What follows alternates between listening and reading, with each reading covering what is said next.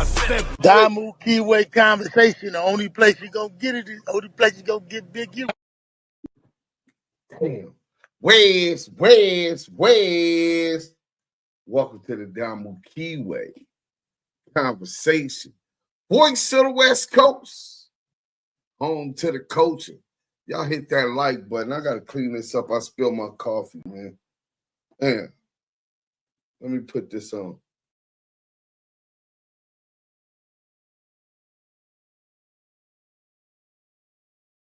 Right when I go live, my thing go. You know what I'm saying? Right when I go live, my coffee spilled right on my lap. Oh, good thing I didn't jump in the shower yet. I was just finna jump in the shower first. But once I smoked, I didn't have enough time. But anyway, what's the business? Because you niggas is busters. You niggas was not trying to be seen with me.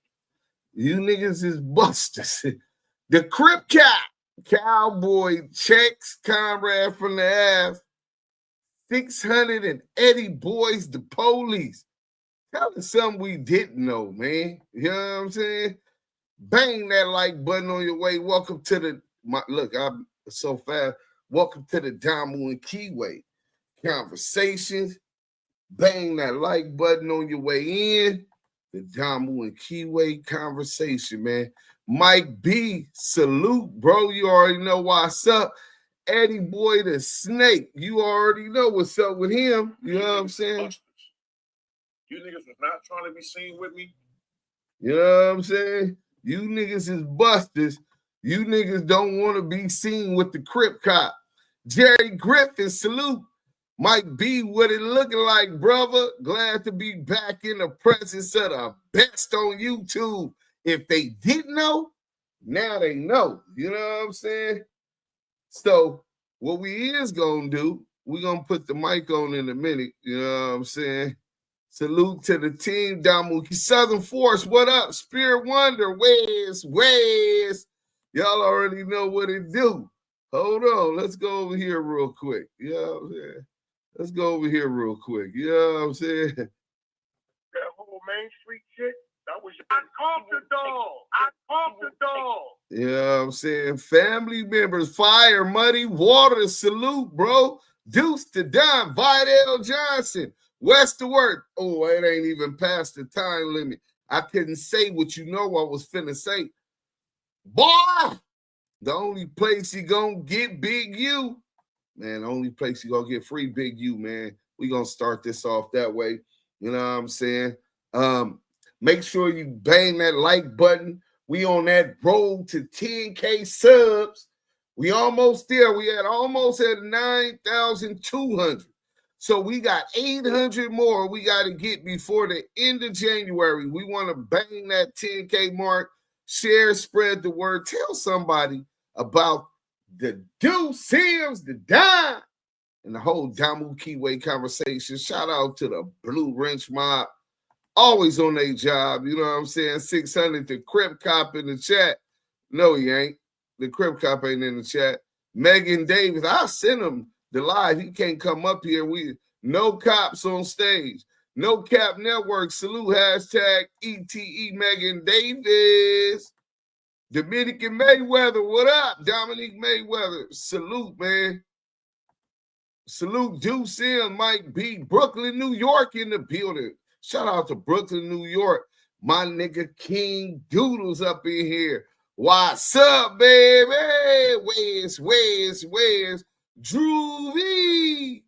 Muddy Waters, what's up, Steffi Weffy? Hey, girl, I'm single, I'm ready to mingle all that back there. Good God Almighty. Dominique Mayweather, what it do? King Buck Wild. Hey, listen, talk to Scandalous Los Angeles. I talked to TD. I talked to Shortstop in the Field podcast. Listen, brother, the union is bringing you up in meetings with the Damu Kiwe Conversation because they don't appreciate, you know what I'm saying, that you always repping with Duse M. F the union. Slide Wall TV. You know what I'm saying? with your looking ass. Jerry Brennan, salute. Who said the Crip Cop was in the chat? I didn't see the Crip Cop. You know what I'm saying? But look, so you got Cowboy, Lil Thundercat. You say what you want about him. He's on Megan's Law.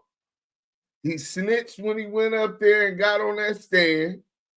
But that don't take away from that Thundercat is being known to Thunderdome. Lil Thundercat been known to Thunderdome. I mean, that's kind of like what, if you heard of Thundercat, that's kind of like what he was known for. You know what I'm saying? You could say he sacrificed all them strikes when he told, hey, listen, I agree. But what we ain't gonna do is sit here and lie like we didn't just see him knock old boy all the way out. Jerry Griffin, Duse M's the Rizzler. Oh, yeah, man. You know I got to do it. You know what I'm saying? Cowboy gave old boy a nap time treatment, man. I need to be in the next meeting. Hey, Muddy Waters, we have meetings every morning, bro. As soon as I wake up, it's work. That's all I do is work. See, Scandalous, when was the last time y'all seen a Scandalous video? You know what I'm saying? So tell the union, y'all need to go to the, they don't make videos, so you can't even go to the chat. Y'all need to go to his DMs. Y'all need to tell him, hey, the Damu Kiwe Conversation in the tribe of Levites, Duse M's the down. They say y'all that the union is lazy. Yeah, you still can't be around playing with people like that. Yeah, you can't play. Listen, man, I'm So Grimy Media's in the building. Go subscribe to I'm So Grimy Media. Hashtag ETE, hashtag Damu Kiwe Conversation. You know what I'm saying? We gonna have to get us some new we was called Thundercats in the Lou when you was a little low. I'll be there in my Michael Jackson voice. Hey, listen, bro. So we finna get into this Cowboy. See, sometimes you gotta go on Cowboy page. You know what I'm saying? Because Cowboy gonna come outside. You know? You couldn't pay any phone for that, bro. This one don't work out. I know it's about to crack, bro. Negative. Politics directions. Boo-boo. Boo-boo. You hear this one don't work out. Hit that bitch. Who's had a paperwork and then snitch without transcript or would he get your heard? Do you hear what song he was doing? He said he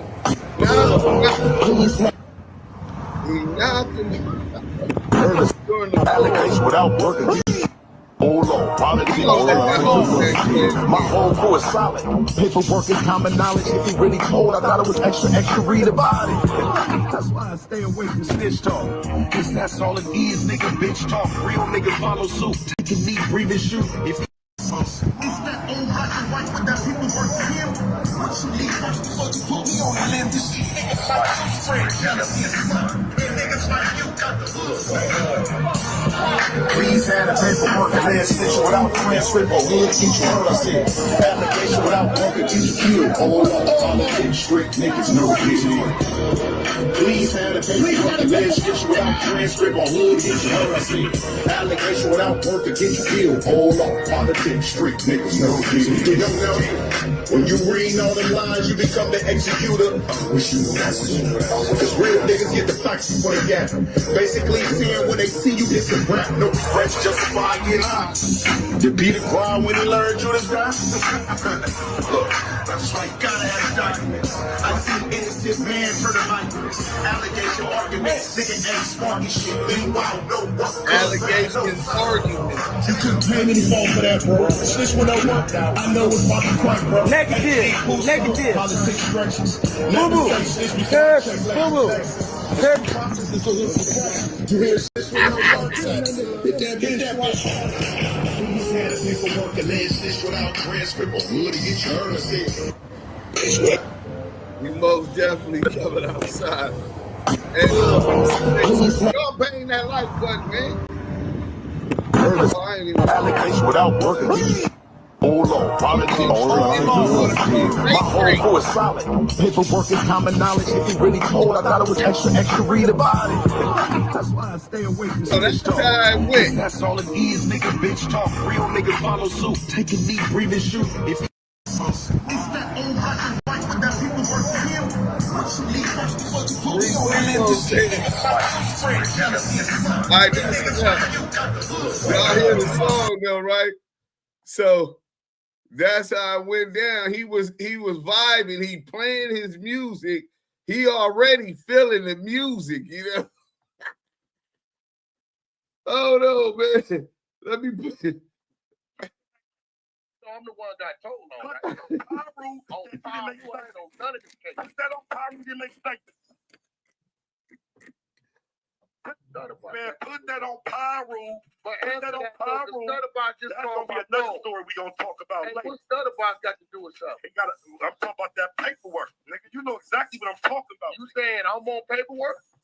Bro, am I lying? Put that on Pyru, you not. Wax on paperwork? Put that on Pyru, you not. Put that on 6-0 wax on paperwork. 6-0 grip, nigga, you on paperwork.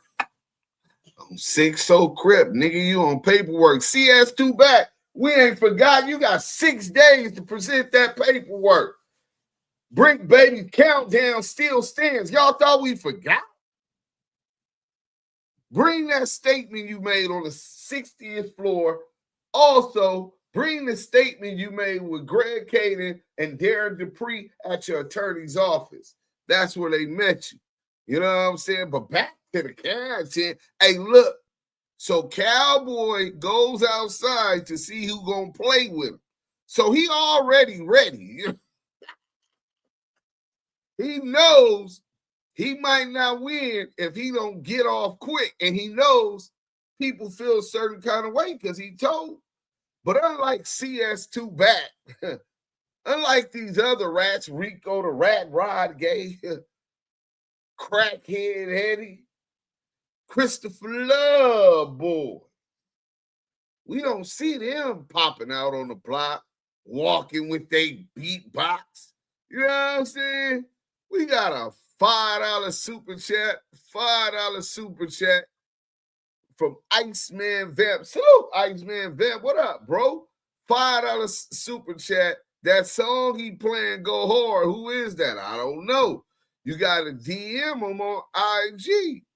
Muddy Waters 77.3. I heard him say hood, so I know they some neighborhood Crips. They might be from East Coast 11190. It's a whole bunch of 40s, whole bunch of niggas from. But let me see. Turned his back like it wouldn't happen. Then it did. Laughing my ass off. No, but look, bro. Hold on. Let me plug this up. You know what I'm saying? Let me plug this up real quick, man. I got it.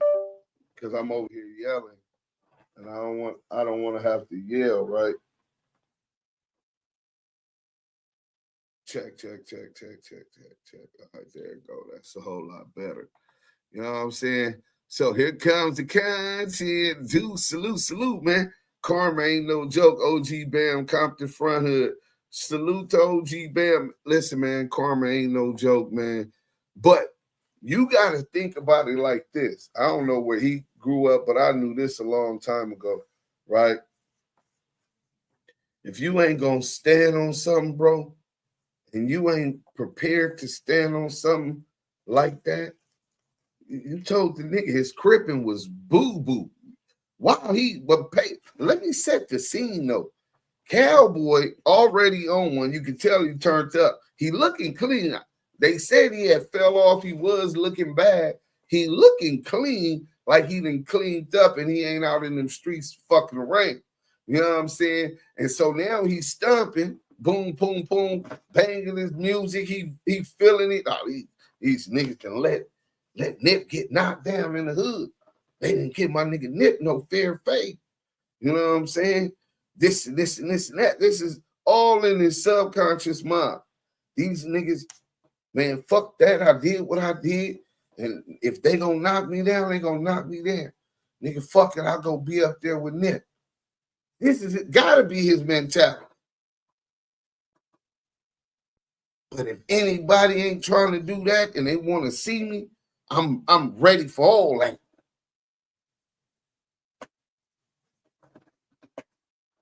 So that happened, right? Now let me get the content. ComradFrmDaAves. I'll do that real quick. You know what I'm saying? I ain't even tripping off getting paid. Bang that like button, man. We finna vibe. We gonna go ahead and go into this. I gotta do some look for some stuff already. Anyway, all right, we're gonna go ahead and go into this. If y'all don't know who that is, we gonna play a shit. Yeah. Y'all might have heard him on not bad. Mailbox Money. He was on that one. We gonna go to this. Chill with us. Hang that like button, bro.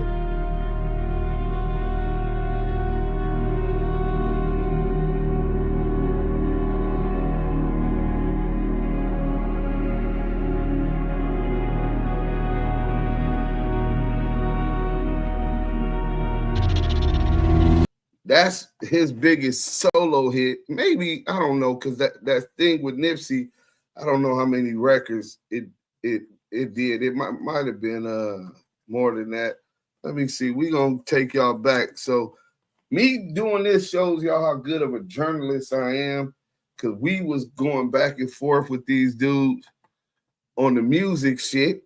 Shout out to y'all down music, all the homies. So let's go here, right? We passed them up, though. They said they hit the like button, man. Harold has metastatic prostate cancer, but like you, Harold has stuff to do. He takes Nubeca.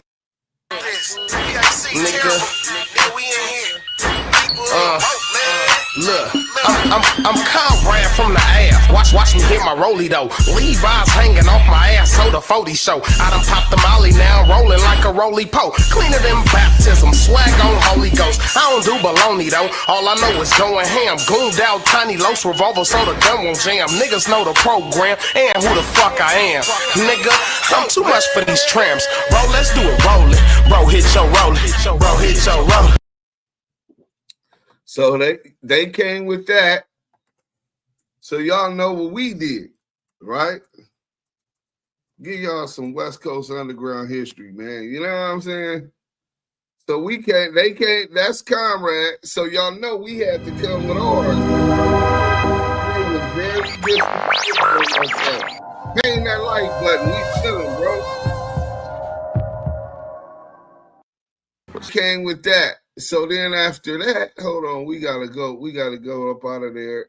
We did round 2. So y'all, I'm gonna do a who won the Hit Your Brimmy, and then I'm gonna do another one, who won the Deeper the Rap beat. So we gonna go to PNC Play Ball. So then they came with this one, right? Mad or Nah. Play ball, right? After we do these 2, we gonna get back to the content. But I want to let you know this is the whole content. Yeah, I'm hearing I'm a sneak disser. Pull that chopper out my pants like a big pisser. I heard you niggas mad, say I ain't from the Ave. All I can do is laugh, must be ready for your cab. I swear to God, you niggas don't know to have. I'm Comrade number 4, being on a level 4. Going down tiny loaf, the made knives out of soap. Down block, baby, I still hang with niggas selling soap. Drinking Henny with vanilla coke. Yelling out names with you pussy niggas telling folk. With the quit the game, but I'ma go and get the calico. ComradFrmDaAves, packing something terrible. I can rap around you niggas like a miracle. Pockets on Terrio, swag on embryo. Still quick to milk a fruity nigga like some cereal. PNC, here we go. Hey, nigga, this rap shit, not beef. You can catch me at a USC game or the swap meet. All this going back and forth on crib, it's not me. Better fall back for y'all get chipped, y'all not deep. Claiming that you know and all the homies being sloppy. If you know him, nigga, go and call him, they can find me. Fuck around and call him, I'll be sitting right beside him. Stanley ass nigga. I got all my niggas in the field play ball. Is you niggas mad or not? Bitch, nigga, grab a chair. Real niggas stand tall. Is you niggas So okay. Y'all heard that one, but we went first, and then they asked for the beat. So niggas emailed them the beat, right? Shout out DT Make Hits. Shout out Track D. That's who made this beat. Clubhouse Crazy TV. Salute, bro.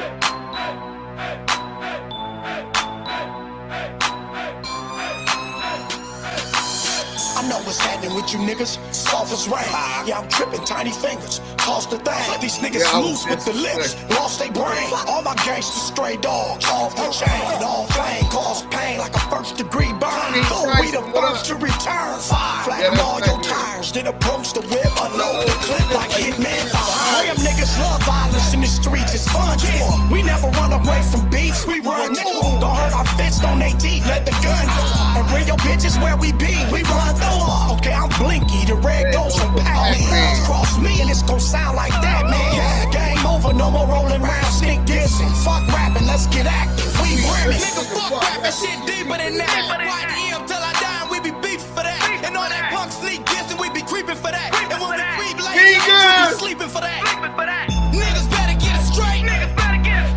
Before we put the iron on niggas. Niggas better get it straight. Before we put the iron on niggas. For all that weird shit you're talking, nigga. Don't let me catch your ass on Hyde Park walking out. Cause y'all claim to be rolling, but I'm parking like still. I don't smoke Newports, but I'm sparking. If real dogs come and bite, we don't bark it. Squabble up, shoot it out, check the heart and know that. From the county to the pen, I'm with the hardest. For the brim shit, I press, I tear apart a nigga. My nigga Nut told me go ahead and target nigga. I got a 40 that be popping like a party nigga. I'm coaching all my IGs, I'm Lombardi nigga. Watch how this shit in, you got me started nigga. You got me started nigga. Now I'm stinking in this bitch like a 40 nigga. Fucking all y'all hands up, y'all retarded nigga. Young things in this bitch, I done started nigga. Nigga, fuck rapping shit deeper than that. YDM till I die, and we be beefing for that. And all that punk sneak dissing, we be creeping for that. And when we creep late night, you be sleeping for that. Niggas better get it. Rest in peace to the homie Lil Nino. We gonna get back to the content, but I had to take y'all and give y'all some background. Hold on.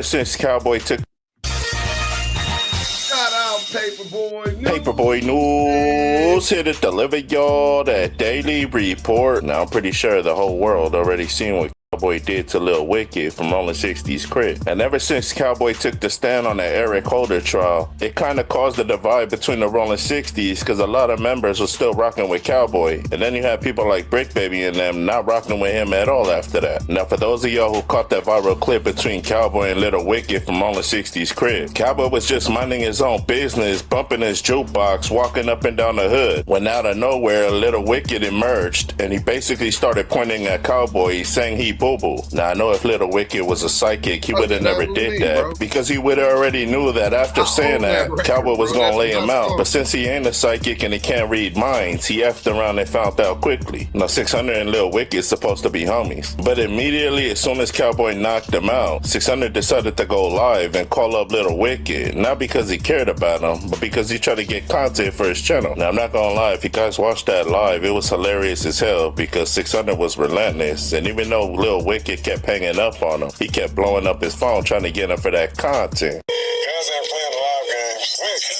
What's up? Right.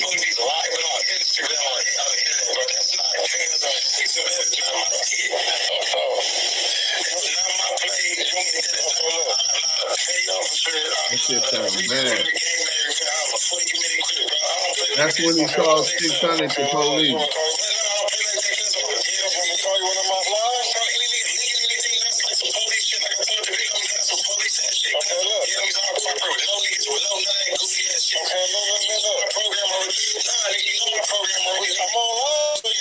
Link said I ain't with none of that police ass shit.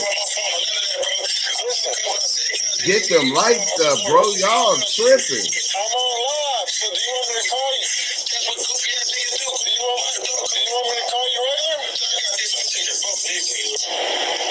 Now ComradFrmDaAves, who's a reputable from Rollin 60's crib, and Brick Baby's best friend, wasn't happy at all about the situation between Lil Wicked and Cowboy. The Comrade said one thing he hate about the internet is they be praising these snitches like they something. Then he said even though he not that old, he play by the old school rules where if you're both from the same section and you guys got an issue, you guys supposed to box it out, not sucker punch each other. The SixHunnet said it best, and even though Lil Wicked's his homie, he said if you really felt that way about Cowboy, you should have never said nothing, you should have just took off on him. Then he said the second mistake you made is after you called him boo-boo, you turned your back on him, which resulted in Cowboy knocking your ass out. There's a whole bunch of people from Rollin 60's like Brick Baby, Loose Cannon, and Conrad who don't like Cowboy, but you could just tell Cowboy ain't leaving that Crenshaw and Slauson district because that's his home. Now Conrad was hella pissed off that Cowboy knocked his homie out, and he left him a message, but before I play it out, y'all like, share, and subscribe to the channel? Yeah, let me know what y'all think down in that comment section. Paperboy Newsstand, y'all be safe and stay dangerous out there.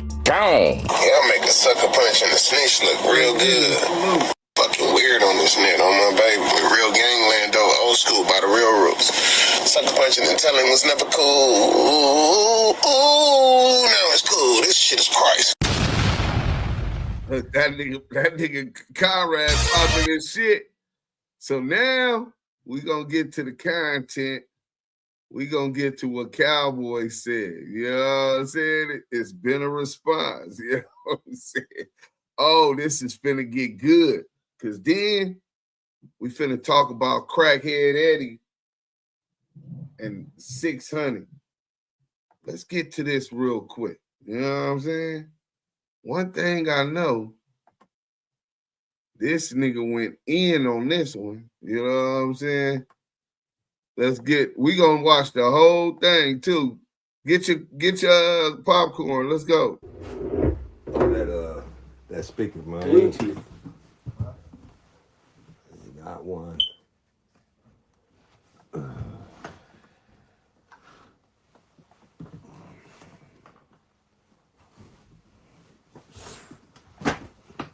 Right. Run that old law of politics. Top of the top.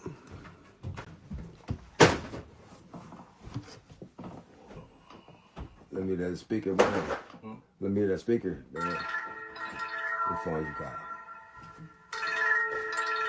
No, bro. Your Bluetooth, man. I'm gonna call you back on the other phone. If they miss this show, that's they bad. Top of the top. My God, yes, sir. Y'all tap in, man. Got that new video dropping. Shooting that video to that new joint. I don't want y'all to sleep on it.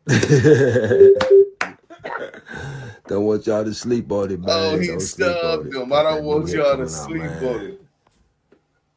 Subbed him. Either one of the hundreds, it don't matter. Anyone, it don't make no difference, bro. My DJ ain't got his shit together. Please have the paperwork and legislation without transcript or hood to get you hurt. I say allegation without work and get you killed. Hold on, politics, street niggas know the real. Please have the paperwork and legislation without transcript or hood to get you hurt. I say allegation without work and get you killed. Hold on, politics. Street niggas know the real. Work ass nigga, worthless ass nigga. Talk like a bitch about who's the snitch. Ass nigga, police report don't count. We don't believe in John's mouth. Stick it paid under old jury trial. Point it out, why don't you believe it? If you didn't see it, you didn't need it. Just break the rule without reading. Lazy ass nigga, it's a Stacy ass nigga. Tell your career campaign trying to race the ass nigga. Listen, 24 years and he dies at the work. It don't want word for good saying I can smile the first. Okay, so that's at it, huh? Nah, it's about fly. But that was a different story, brother. Wilson. It's that old black and white with that people versus him. What you need first before you put me on the limb. You see niggas like you spread jealousy and smut. And niggas like you got the hood fucked up. Please have the paperwork and legislation without transcript or hood to get you hurt. I said allegation without work and get you killed. All wrong, politics, street niggas know the deal.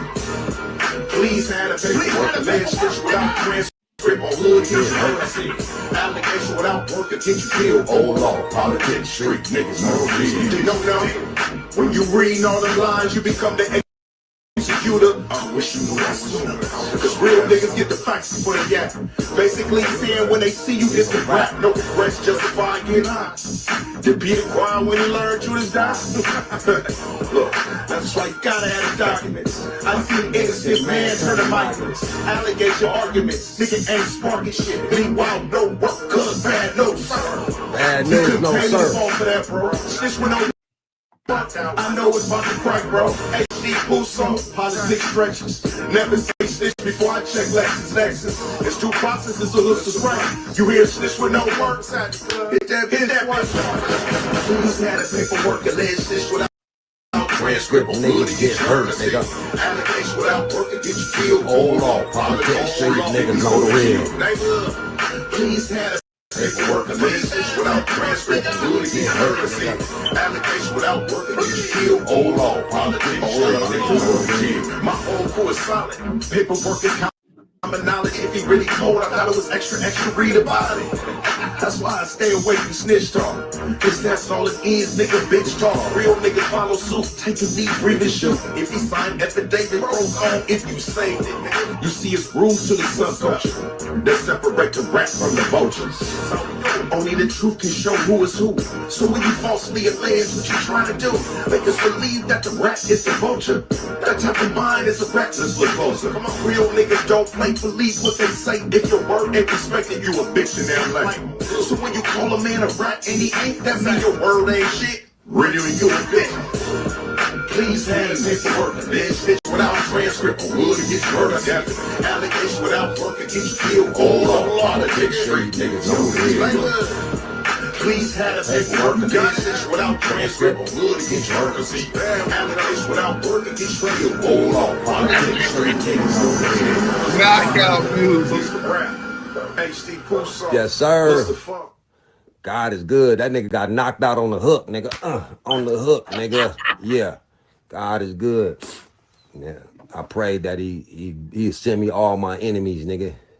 Yeah, so. Yes, sir. Y'all out there watching them games today, man? We ain't playing no games with these clowns, man. Niggas talking about a sucker punch. Nah, nigga, I punched the sucker, nigga. How about that, nigga? I punched the sucker. Nigga, ain't no fair one. Nigga, Nip didn't get no fair one. Y'all give Nip a fair one? Nah, Nip didn't get no fair one, nigga. Fuck a fair one, nigga. You playing games? Yeah, all right.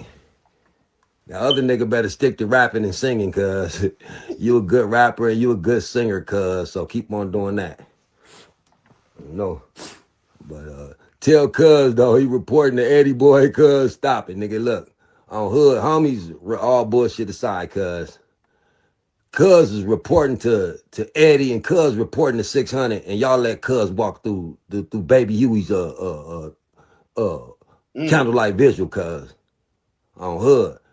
So cuz is reporting directly to the Johnnies, nigga, and y'all let cuz walk through there. So that's on y'all. Did y'all hear that? That's on y'all. Yeah. So before you speak on me, nigga, Conrad, nigga, speak on your cousin, cuz. You feel me? Before you speak on me, nigga, handle your business with Scroogey the way he manhandled you at the Marathon Burger, cuz.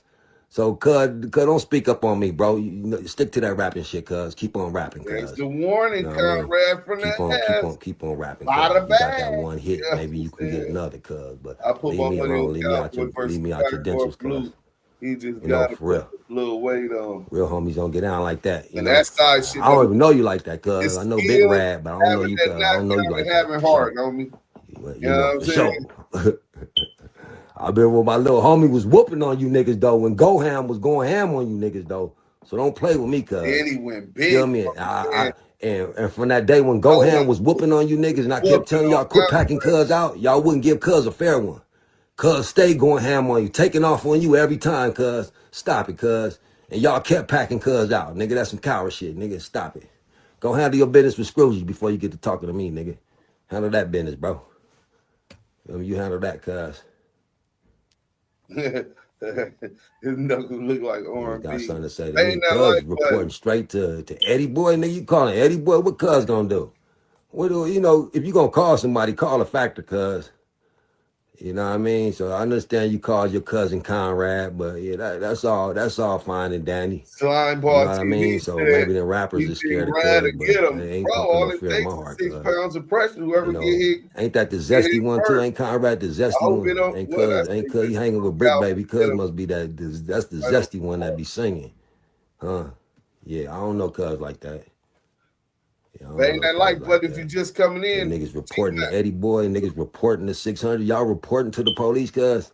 Stop it. you reporting to EddieBoy. Stop it. If you reporting to 600, Stop y'all it. Yeah, niggas reporting need to to the mind their own business, cuz. On hood. Mind your own business, bro. Oh Cause you man, see you gonna get I need to slid. Now the start thinking cousin's like, involving. Now you involving damn, that's crazy. a.k.a. Yes, sir. So he's saying that the boy is reporting to Crackhead Eddie. Crackhead Eddie said he's no longer a gangbanger. So what kind of agenda do Crackhead Eddie got that he got this nigga reporting to him? A gang member that's out here pushing the line on an informant and a pedo. Or I don't know if it's pedo. I know he on Megan's Law. We got a super chat. Iceman Vamp 7433 $5 super chat. Man, good looking out, man. We appreciate the super chat, man. Everything given to the Damu Kiwe Conversations is appreciated. You know what I'm saying? To help keep the lights on, man. And it helps even more because the nigga getting ready to move. So everything counts. Let's go. 600 not gonna get in with nobody. Why 600 don't go to the hood and get the fade? Because 600's a buster. You know what I'm saying? Crip Cop is a straight bitch. So they saying that, but he's reporting to EddieBoy, who's reporting to Christopher Lovejoy. This shit is nasty work, bro. Y'all hit that like button. We finna a hook on the hook is crazy. They said a hook on the hook being disrespectful as hell. Who calls a grown man boo-boo, then turns away? Who? Sucker? Yeah, you don't, bro. You do that. Don't sleep on it. West. Bro, Cowboy needs to go make up the don't sleep on it t-shirts. He needs to go make the don't sleep on it t-shirt right now. You know what I'm saying? With that nigga knocked out. I knew I wasn't tripping. He hit him right before the hook came on the song. It even made that punch noise right when he took the scene. Yeah, that was the drum clap. The hard hat, nigga. That was the high hat. I mean, you know what I'm saying? Big fast Deuce Fantasy, Bambi, salute. Consider Rate Meddler, J Mub. Salute to you, man. You know what I'm saying? Yeah, I see you over there on Twitch. The nigga called 600 after he got knocked out and got mad that he had him on live. Yeah, he said, I ain't with that police shit. So everybody's saying the Crip Cop is the police. This was dope. Fingers on the hook. Yeah, but nigga, Fingers on the hook, nigga. But I co-wrote the hook. Me and Fingers. Let me give y'all something that y'all didn't know. So me and Fingers on the song. It's both of ours. We co-created the chorus and wrote our own verses. And then everybody else jumped on. The video is the B-Mix, right? So when we first started, I had just talked to Joe and Ty Dolla $ign at Supper Club, and Joe was supposed to have been on that song. So we wrote the hook, and initially it said, and Joe Moses told you niggas, hey, bitch, hit your brimming. So we finna be wearing this motherfucker out. But I go to jail 3 days after we shot the video shoot. But the original hook, Deuce and Fingers wrote the hook. Let me see what y'all voting on. Let me see. Oh, it's 50-50. You got 52% saying hit your Bremen, 47% saying hit your Rollin. It was that close to y'all. We passed them up. They right now, they at 1.3 million views right now on the Hit Your Rollin. In 2018, when I took the Hit Your Bremen down off of YouTube, it was at 2.2 million. That was years ago. And they dropped their shit first. You know what I'm saying? We blew him up. Who gave 600 a pass though? He wasn't vetted. Big U. All these dudes get up under Big U because Big U was working with the kids, trying to help the kids. 600 went to Crenshaw. He wasn't no damn gangbanger. He should have been ready. Now he claiming dope fiend, laugh out loud. Bet he won't meet up for a real one. His career is over, right? Fantasy, man. Nah, people done got knocked out before your career ain't over. You know what I'm saying?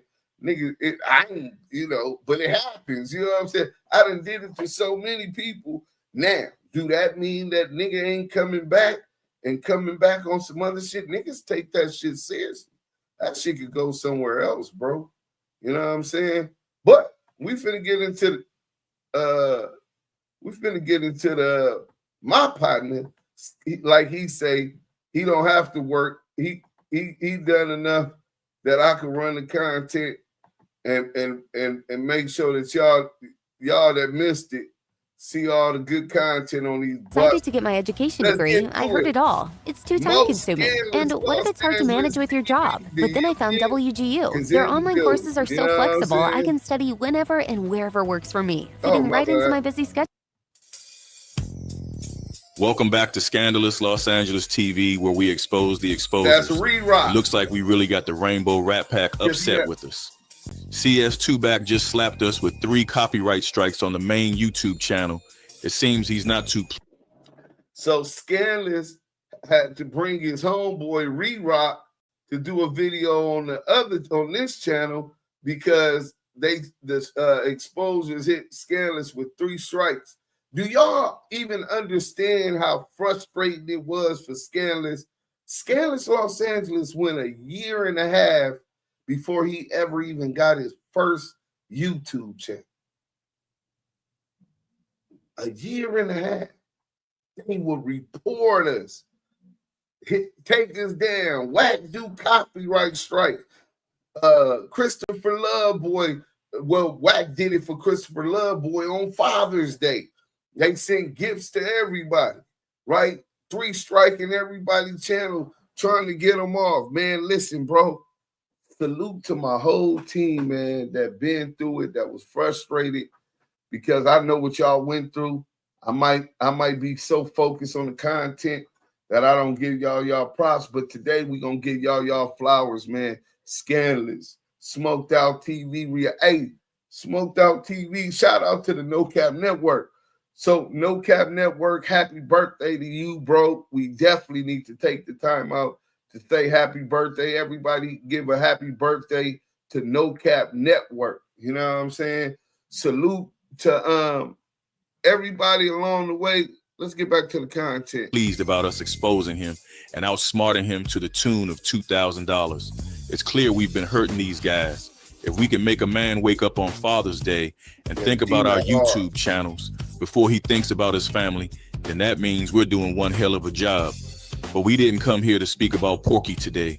Today, we came to talk about his protege, Mr. Fat and Flabby himself, Lieutenant Officer Loves Boys. The Hip Hop Crip Cop. Yes, today we're going to do a full recap on the Hip Hop Crip Cop. I know it might seem... I gotta clip that. Somebody clip that for me. Somebody on the Fat and Flabby himself, Lieutenant Officer Loves Boys. The Hip Hop Crip Cop. Yes, today we're going to do a full recap on the Hip Hop Crip Cop.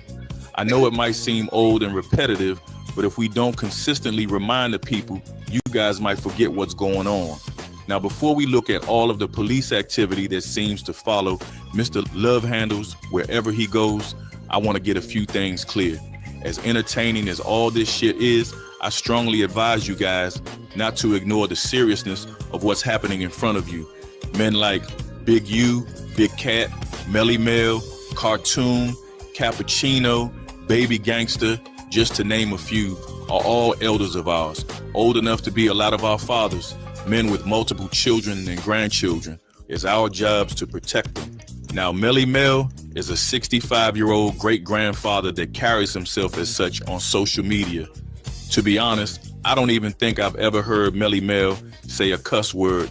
Listen to how comfortable the Rainbow Rat Ring leader and federal informant CS2back is disrespecting somebody's great-grandfather. What you mean? You You a Crip, ask about a Paru that don't even know you, and you running content. I could have did something to you, bro. It's time for you to be baptized into this life. Yeah, just like Kanan did for me and Ghost. All these dudes got daddy issues. I could have did something to you, bro, and you wasn't ready. You wasn't ready. Oh, Paru, you wasn't ready. You was nice as a, you would have said anything out of line, I'd have knocked your ass out. I ain't hard to find. I'm 65 years old, bro. 65 years old. And now you wanna try to come get stripes off an old man like me? I'm a great grandfather, bro. Then we got lying-ass Lucy Coochie the Goofy. This clown claims to be 6 years younger than Little Bow Wow and a year younger than Soulja Boy, but some kind of way he managed to bring all the Crips to Suge Knight and Death Row Records back in 1991. This is why Scandalous calls him the Lion King. So back in May, the Lion King thought it would be a good idea to call Big Cartoon and secretly record their phone conversation. Cartoon is also in his 60s and is also a grandfather. Another man who we've never heard utter a cuss word on his platform. On that phone call, Lucifer took that opportunity to disrespect Cartoon in the worst way. I'm gonna speak on anything I said about 600. That's what I'm gonna speak on. Anything else, cause I'm not gonna speak on it. Yeah, okay, well, just make sure Cartoon, from this point, you don't speak on 600 because that's not your business. Okay, if 600 stay out my set, I won't never speak on it. All right, you know what I'm saying? Once 600 comes to our hood, then it becomes my business. Like I said, I spoke to 600. He called me. I didn't call him. He called me. So tell him, don't. If that's the case, if that's the feelings and emotions you have on it, fellas, don't get on the phone and tell me that don't talk about 600. Because I'm gonna talk about whoever I want to talk about. But I told him. Neighborhood Crip, fuck Trim. You want to go there, Crip Street? Who the fuck you think you talking to? There you go. Fuck your ass. You way in Alabama. There you go. It's 10 of y'all that's still out in the park, nigga. Let's not forget about Big Cat. Big Cat is a 65-year-old father and grandfather. One morning, while walking into a donut shop in his neighborhood, Cat was confronted by a scared, nervous, fat, flabby, and fidgety Officer Love's boys clutching his registered weapon. So somebody hit the Mega Millions. What's happening? What's happening? What's happening? What's happening? What's happening? What's happening? Coming in the donut shop. Oh, what's happening? Yo. 60 what? What's happening? What is you talking about? Play on me. So when did shit like this start being acceptable? I've never seen anything more cowardly in all my life. Since when did 40-year-old men start pulling guns on unarmed 65-year-olds? Since when did 40-year-old men threaten to knock out someone's great-grandfather? If you're in your 40s watching this, seeing these guys make the disrespect of elders a common thing, you should be pissed the fuck off. If you're in your 40s and this doesn't piss you off, then don't complain when you hit your 60s and the same shit is happening to you. If we allow these rats to advertise, commercialize, monetize, and normalize the disrespect of our elders like this, then we're headed down an even darker road than we've already traveled. Ask yourself this: when was the last time you saw a Samoan go on camera pulling a weapon out on an unarmed 65-year-old Samoan man going into a donut shop? When was the last time you saw a Tongan go on social media and threaten to break somebody's 65-year-old Tongan great-grandfather's jaw? What about a Korean, Somalian, Persian, or Arab? Can you guys show me one example on social media of such disrespect towards elders from any one of the people groups I just stated? I'm sure there are cases when it has happened, but good luck trying to find them broadcasting it online. At this point, I think we can all see the agenda of CS Tubac and his Rainbow Rat Pack Corntail Crip gang. So now let's dive into the guy that the police follow in real life and on social media.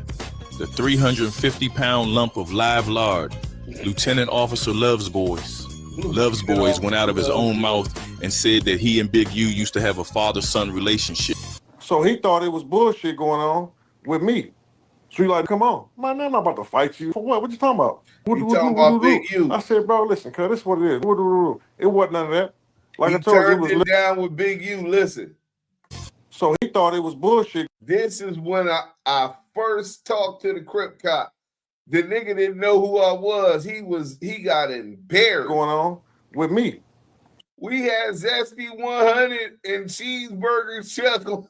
So he like, come on, man, I'm not about to fight you. For what? What you talking about? What? I said, bro, listen, cuz this is what it is. It wasn't none of that. Like I told you, it was little brother, big brother, father, son type shit relationship at that time. So Love's Boys just said that he and Big U had a father-son type of relationship. Is it just me, or isn't there some level of respect that you give to someone who was like a father to you? Well, listen to the respect that... Join Planet Fitness today and save. Just $1 down, $15 a month. Hit that like button, bang that like button. We giving y'all the content. The Christopher Lovejoy, a 57-year-old man who Love's Boys said was like a father to him. What's up, y'all? I just thought about something. I'm getting a nice dinner with some Wagyu. Listen, I thought about giving out free promo. So everybody who can read, I want you to read the Big U paperwork, send me the video, and say Big U's a snitch. You say that, you send me the video, tag me, I'm gonna repost it at you, and you can promote whatever you want. I'm posting on my real page. I'm not gonna do the story, all that stuff. I'm gonna post you saying Big U's a snitch on my main page. This is how Love's Boys repays someone who played a father-type role in his life. He repays him by inviting the entire world to call him a snitch. Furthermore, Love's Boys thinks that somebody really cares about getting free promotion on a YouTube channel that's controlled by the federal informant CS2back. We've all heard Buster Thuglis say Big U is a rat over 2,000 times. We've also heard him say he doesn't mess with rats or rat lovers. So if Lard Ass doesn't mess with rats and he truly believes that Big U is a rat, then why would he send a message to Big U saying this right here? And I'm gonna be real with you. And I don't know if I said this on record yet. 6 months ago, in the midst of all this, Draws was going to one of my homies' spot in the hood, my big homie. He said, hey, where you at? I said, I'm right around the corner. What's up? He said, hey, Draws about to come up here, bro. You on deck? I said, I'm right around the corner. What's up? What we doing? He said, I'm gonna call you when you get up here. I said, bro, before I hang out, I said, bro, let cuz know we more powerful together than anything. We more powerful together than anything. We more powerful together than anything. More powerful together. So we can squash it right now. It ain't gotta go no further. He ain't want to. This nigga says he don't deal with rats. He don't harbor rats. And he just was trying to get everybody who don't know what's going on to run this narrative that Big U was a rat. COINTELPRO at his finest. Disinformation at its finest. And remember, this nigga was a... Bro, wait till I show y'all this picture of this nigga at Crenshaw High. This nigga wore turtlenecks, bro. And now he comes back. Mind y'all, well, we'll get to all of that about his police shit. But yeah, bro, niggas just paid all these people on social media to say that Big U's a rat by saying he's going to promote their music, video, whatever, right? And so they get, and he's going to put it on his page. They want to promote that Big U's a rat. All the while they're working for the Assistant United States Attorney General and the feds on their investigation of Big U. They knew that a RICO was coming because Wack and 600 told us that the RICO was coming. They told us that. We didn't know how you know a RICO coming if the indictment ain't dropped. Y'all got to tell me, because until the grand jury find that a crime did exist or it's enough evidence to believe that a crime did exist to come and drop and pass the indictment, nigga, you don't know unless you talk to them people. And those peoples told you that Big U was under investigation for a RICO indictment. So we already knew they was talking to the police anyway. EddieBoy, crackhead Eddie, admitted that they pulled him to the side and talked to him. So you think they ain't talked to the Crip cop? Come on, man. This shit is nasty work. They allowed their informants to put Big U's life in danger, to spread false rumors that Big U knocked down Nipsey Hussle, or to insinuate such. This is crazy, bro. For those of you who don't see my point, I'll explain again. The Crip cop said he doesn't mess with rats, and he doesn't harbor rats. If he truly believed that Big U was a rat, then why is he admitting to all of us that he sent a message to Big U telling him that they were stronger together than anything? So if Big U is a rat, then why is Love's Boys reaching out to him, trying to join forces with him? This shows you that Officer Love's Boys knows that Big U isn't a rat, and it also shows that Love's Boys is doing all this because Big U ain't fucking with him. Now, all of you guys just heard. Bamboo HR is your complete HR, payroll, and benefits platform where everything works together in one way. Love's Boys say that he reached out to Big U through his homeboy, telling him they're more powerful together than anything. So yesterday, when Love's Boys went live, I asked him about that, and of course he lied. Look what Scandalous be trolling the Crip cop. He don't do it no more because the Crip cop blocked him. You know, every page he got, the Crip cop blocked him. At least he lets me get some kind of get back on my other pages. He done blocked me a couple times though. Scandalous say, if Big U was a rat, then why did you reach out to him saying you guys were stronger together? Scandalous Los Angeles TV. If Big U, he asked him that 3 different times. Lied about it. Reach out. I never reached out to that dude. I never reached out to that dude. When did I reach out to him? I got his number. He got the same number from years ago, bro. When I reach out to him.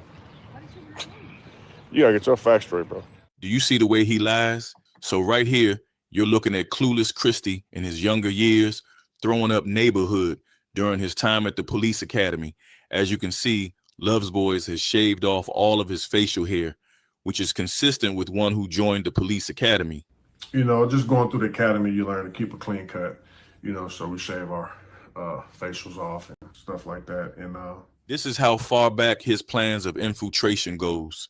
We've been advised by a certain someone to leave Love's Boys alone because Love's Boys was good friends with former Los Angeles Sheriff Lee Barker.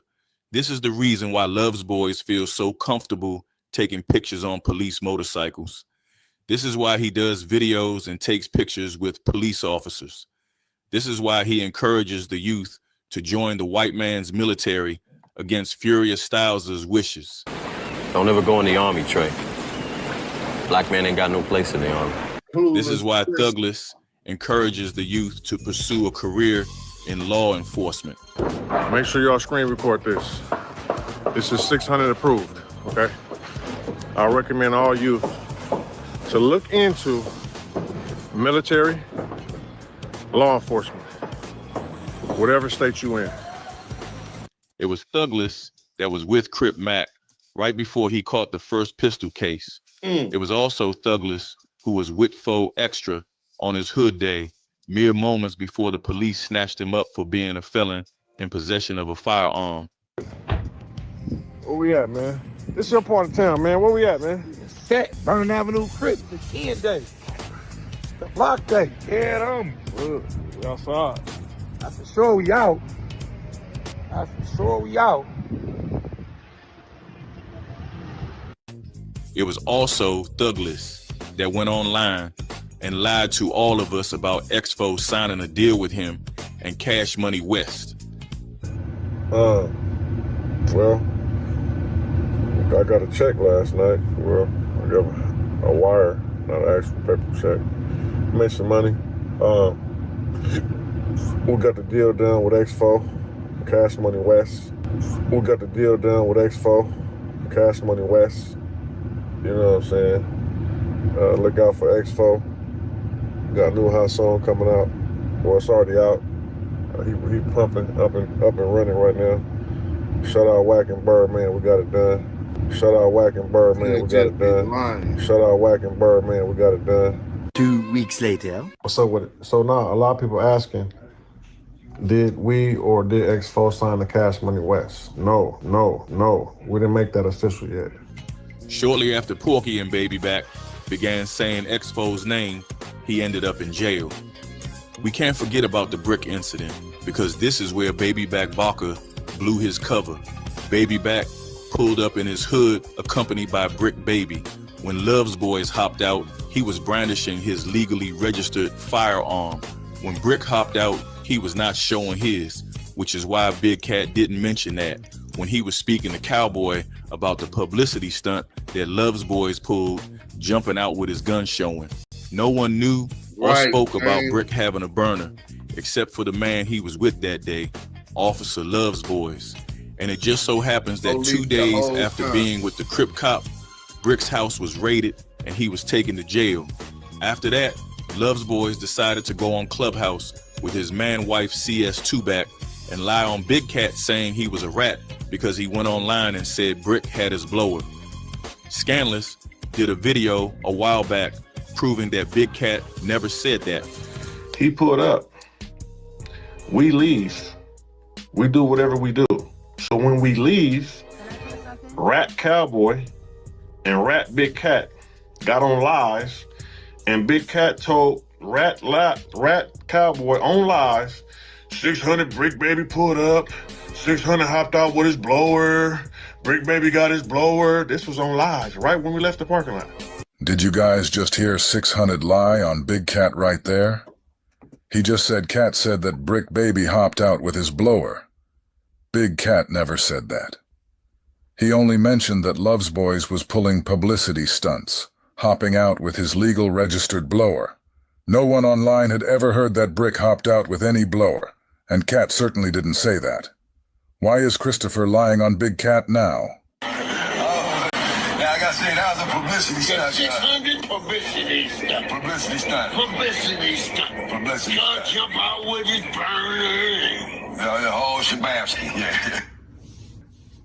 Okay, if there's one AI site builder you need to meet, it's this dope tech from Wix. I know what I heard. Let me rewind this right quick, man. What the hell is...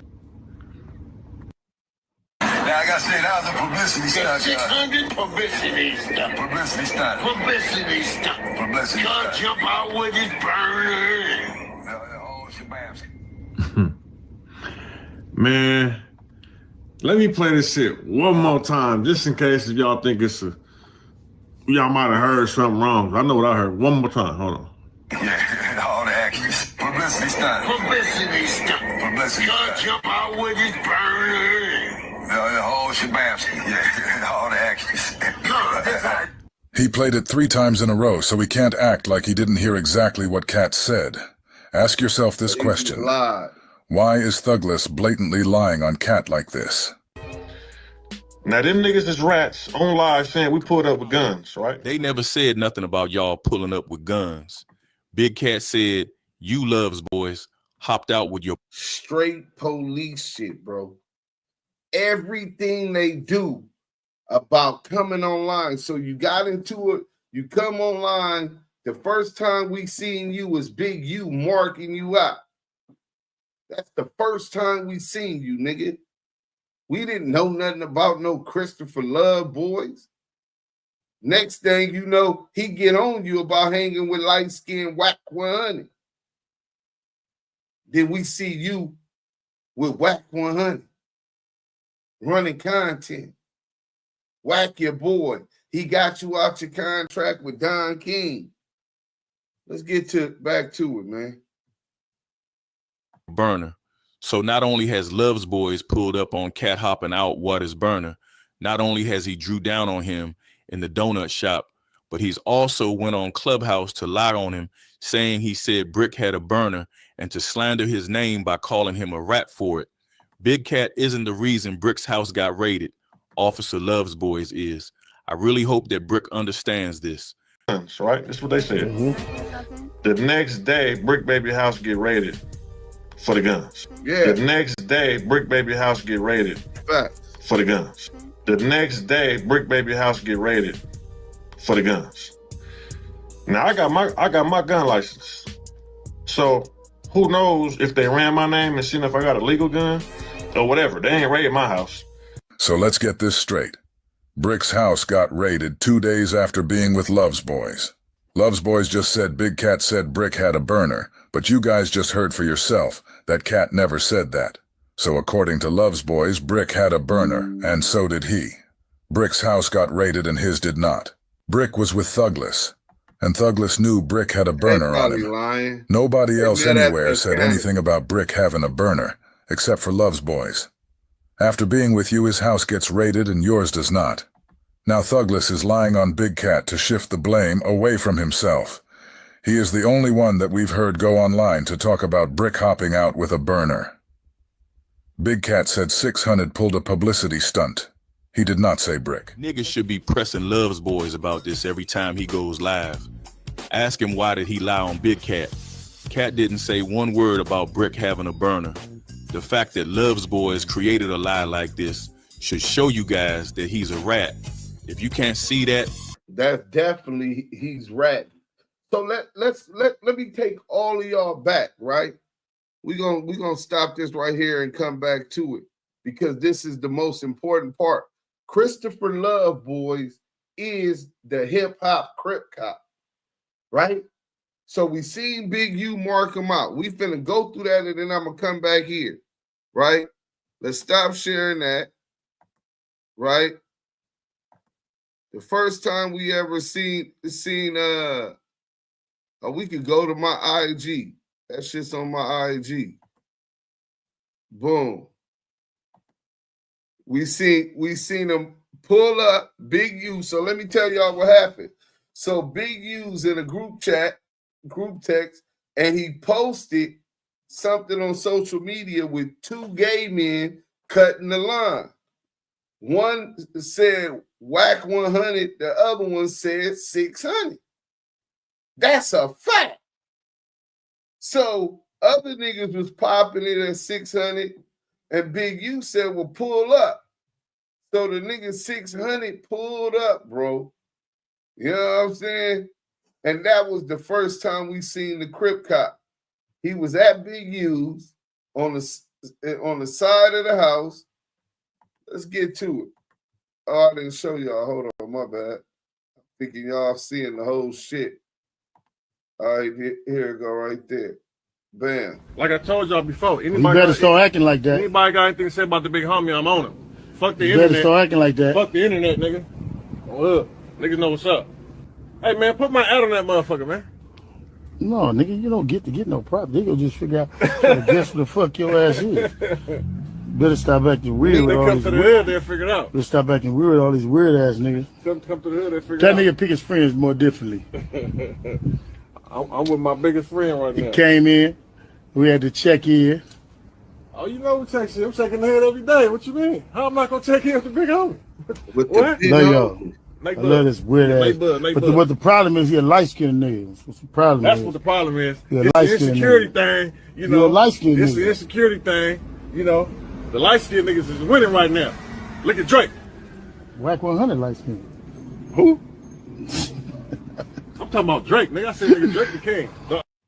I don't think y'all know this, bro. If anybody got anything to say about the big homie, because I'm on him. Like I told y'all before. You better start acting like that. Anybody got anything to say about the big homie, I'm on him. Fuck the You internet. better start acting like that. Fuck the internet, nigga. Look, niggas know what's up. Hey, man, put my ad on that motherfucker, man. No, nigga, you don't get to get no prop. They gonna just figure out guess what the fuck your ass is.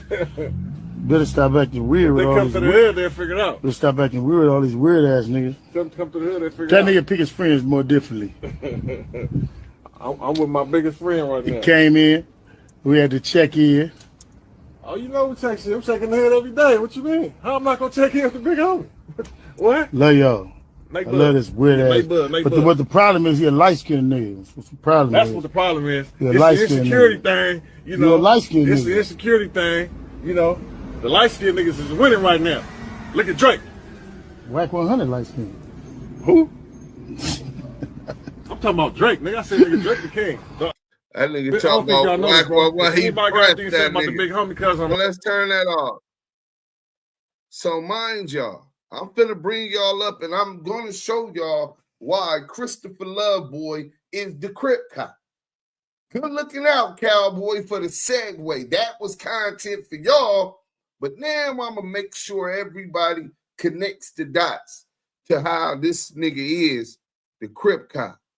So we seen him there, big old chump, right? Hold on, I see everybody clowning. You know what I'm saying? So they say Lovejoy got a police face. He the police. If you gotta go Panda Man, y'all go subscribe to Panda Man. Also, we got 2 new YouTubers that's pushing hard with us, man. I know Big U thinking about all the times he came around. He was undercover that whole time. Undercover 600 trying to be as nice as possible. 600 was paying homage, right? Who? He checked in means he paid that bread for this meeting. His whole face was red from being choked out. That's why his face was red. If y'all know the story, Big U slid up behind him. Big U told him, let's get in. And the nigga was like going to the what's-called Big U slid up behind him. You know what I'm saying? And put some kind of lock or something on him. I don't remember what he said, but after that, the next time we seen the Crip cop, he was pulling up on CS2 back. Then after he pull up on CS2 back and they do the video at the studio, he pulls up with Brick Baby. Let's get to it. It's like a regular day. What up, girl? What it do, man? It's a regular day. Order my food, my normal program. Yeah. You know what I'm saying? What? Is that Brick Baby? Man, somebody said they ain't seen it. Listen, man, what they talking about? Oh, man. It's regular. It's regular. You know, we just gonna get some food. Like my nigga 6'7" say, everybody can't know everybody. I don't take no disrespect to that, man. But come on, man. It's the only place I can go. Shit. I can't come here, cause I can't go nowhere. I'm rolling. What nigga about to get, man?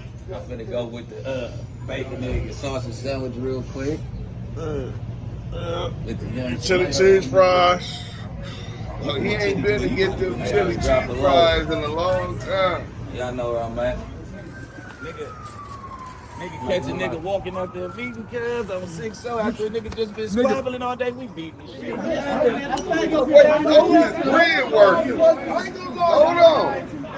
Hold on. Y'all see the vest? Hold on. Let me show y'all. Y'all see old boy right there with the vest? That's a grid worker. So 600 talks all that shit about the grid being the police and working with the police, but here he is hanging around with some dudes and a grid worker. This dude works for developing options. This is how you know that they're lying.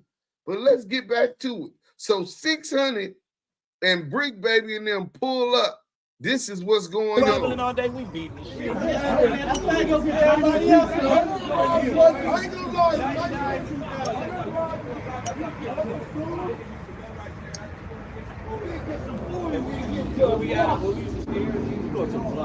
Now they're here till midnight.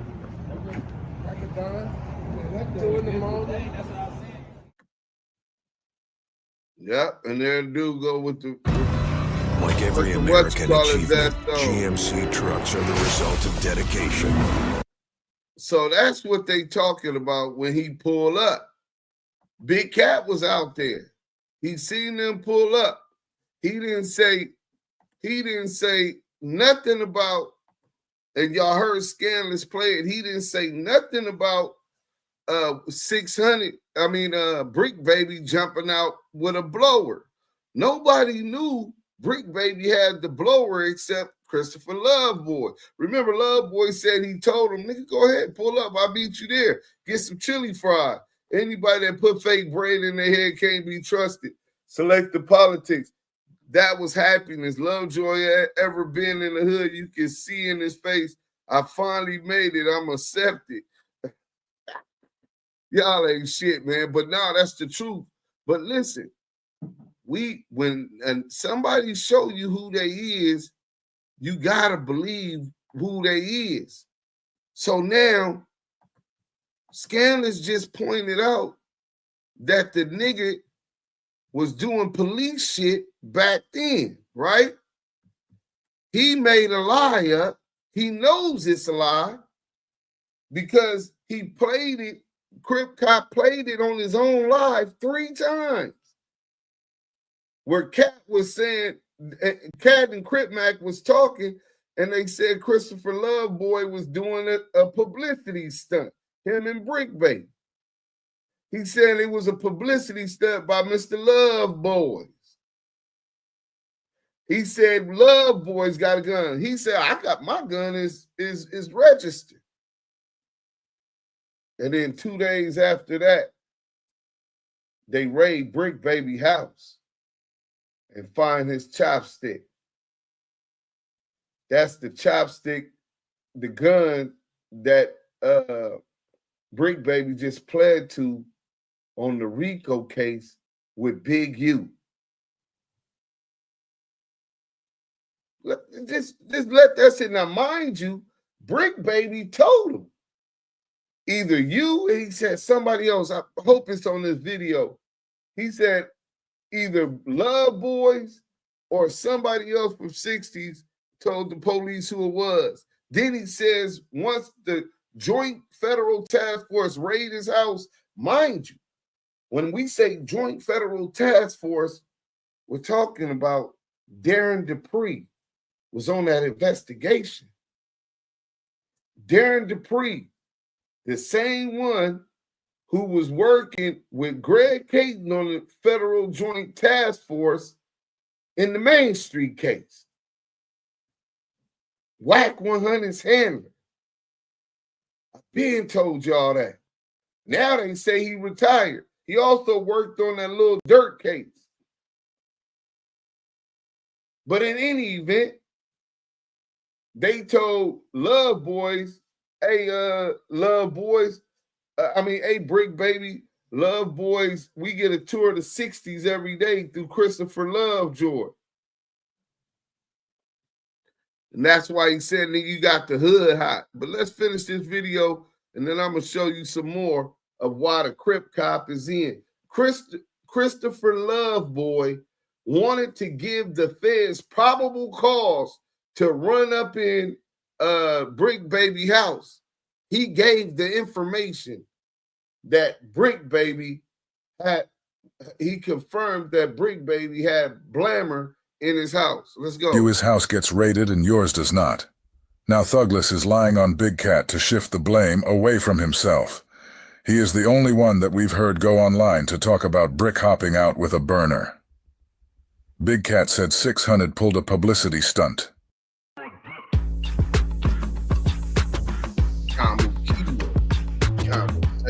He did not say Brick. Niggas should be pressing Love's Boys about this every time he goes live.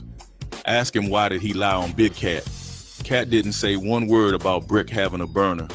The fact that Love's Boys created a lie like this should show you guys that he's a rat. If you can't see that, then I don't know what to tell y'all. Forget the fact that Love's Boys has sealed files from a federal drug trafficking charge that he pled guilty to. Forget the fact that he was even allowed to do a drug diversion program as punishment for a federal drug trafficking charge. Forget the fact that Love's Boys forgot to mention he was charged with drug trafficking to begin with. Forget the fact that Love's Boys also forgot to mention that he pled guilty to drug trafficking. Forget the fact that Love's Boys has been lying from the very beginning when he told us he would take the 3-hour drive to Blythe Courthouse and get his case unsealed. I ain't got no problem with him coming to dress drive 3 hours to Blythe Courthouse. Wait a minute. Went to Blythe to get the paperwork. What my case is and get the whole thing if I have to. Forget the fact that he still hasn't done that. Forget the fact that he lied and said the expungement program is what sealed his case. Y'all got to go back about a few months ago and go look at my expungement program. Forget the fact that he changed that lie just to tell us that the Criminal Records Relief Act was the real reason his case was sealed. I did find out while it was sealed. So basically in California, it's called a criminal record relief. It's automatically sealed. Forget the fact that that too was also a lie. Forget the fact that he lied and said his case was sealed in 2023. Forget the fact that he forgot his case was actually sealed in 2012. Forget the fact that it completely skipped his mind that he even did a drug diversion program. Forget all of that, because that might be too much for you guys to remember. Just understand this. Brick was with Douglas and nobody else. Douglas knew that Brick had his thing on him. 2 days after being with Douglas, Brick's house gets raided. It's simple. After Douglas got Brick's house raided, he went on Clubhouse and tried to place the blame on Big Cat. But we all saw that Big Cat was not guilty of the accusations Love's boys tried to throw at him. If Big Cat never went online and said Brick had a burner, why did Love's boys go on Clubhouse and tell everybody he did? How about Love's boys going to the Avalons that day? How is it that out of everybody who showed up out there that day, Love's boys is the only one to get pulled over? This is what I mean when I said the police activity that follows him wherever he goes. We've already been here for a while, so I'm not going to go into the time Love's boys was snatched up at the border by the feds. Big U was there to witness that. He spent 2 days looking for Love's boys because he had the bail bondsman ready to bail him out. Not even the bail bondsman could find Love's boys. For 2 whole days, Love's boys fell off the face of the earth. After the 2 days were up, the Crip Cop returned to the planet as if nothing happened. This is the reason Big U had to fall back from Love's boys. And this is why Love's boys is trying to attack Big U's character. The exact same thing as CS2 back. When Big U read the paperwork Mark Stevens had showing that Wack was CS2 back, he fell back from him. We all see what CS2 back has been doing since then. Just know this, you guys, because this is the most important thing to know out of all of this. I guess someone was saying that my homie, Brick Baby, did an interview and he explained some details on how he was arrested, raided, or whatever. And I guess he also mentioned that he might have got this whole thing started because of a confidential informant for the LAPD. And they got some information, they got a warrant, they raided him, whatever. So he was also saying that the police showed him or mentioned to him that they saw my videos, Christopher Lovejoy's videos, right? The police showed him or mentioned to him that they. Brick Baby said that the police showed him and mentioned to him Christopher Lovejoy's videos through the 60s. Brick Baby said that the feds told him, the task force told him they get a tour of the 60s every day through Christopher Lovejoy. Saw my videos, Christopher Lovejoy's videos, right? The police showed him or mentioned to him that they saw my videos, Christopher Lovejoy's videos, right? So Love's boys just said the police showed Brick his YouTube videos. This means that every video you see Love's boys put on his channel is him alerting the police. Go to his page and look at how many times you see Big U's name in his videos. Listen to the accusations he makes, but this time when you watch him, watch and understand that every word he's saying it to his police buddies. If you can't see that, this isn't the channel for you. We're back in the world of Harry Potter, where the best He's dropping dimes right before your eyes. So this is the Crip Cop. You know what I'm saying? Says he started banging after high school. You know what I'm saying? We say who put you on, he can't even tell us. Hit that like or be a 600 lover. Oh, they love 600 then. You know what I'm saying? So everywhere he goes, it's some police shit. Jesse Owens Park, some police shit. It get raided right after he show up, right? South Park. The day I met 600, I walked into a cigar lounge full of police officers, and he is sitting there amongst about 4 or 5 other police officers. Smoking cigars with the pigs. Now, you may ask, well, Alex Alonso, what was you doing walking into a room of police officers? Well, on that day, I was interviewing a corrupt cop from New York City that was here in LA. I was interviewing this cop. He took an Uber to this very studio. After the interview was over, he says, can you drop me off? I said, where do you want me to drop you off at? He said, at the Cigar Lounge in downtown LA. I said, no problem. That ain't far. You gave me a dope interview. No problem. So I pull up, and I pull up right in front. There's parking right in front, and I walk in with him just to be cordial. And he's hanging out with a gang of off-duty police officers and corrupt cops, bro. That was the first day I met SixHunnet. That had to be almost 2 years ago. What type of Rollin 60 hang out with a bunch of corrupt cops and off-duty police officers at a cigar lounge? Bro. Yeah, so it's out the bag. Okay, I see. That's what I was about to say 2 minutes ago, but I'm like, I don't know if I was supposed to repeat that. Bro. More police shit. The first time Alex Alonso met him, he had just interviewed a crooked cop from New York. The guy had Ubered there. He wanted to ride to this cigar lounge. Y'all always see him smoking cigars. You know what I'm saying? He goes to this cigar lounge. He goes to the cigar lounge to drop him off, and it was another filmmaker that was there that was friends with Alex. He goes in, and there's 4 or 5 other police sitting with Christopher Lovejoy. Y'all still don't believe he the Crip cop, huh? Yeah, y'all crazy, bro. So that's Alex Alonso first meeting the Crip cop. Let's go. Y'all don't believe me. Duse M is lying.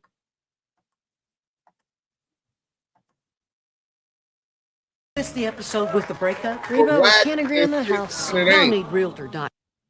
You know, I want to work out, and I want to, you know, be a hero to my community. You know, so I want to be a police officer. I got titties.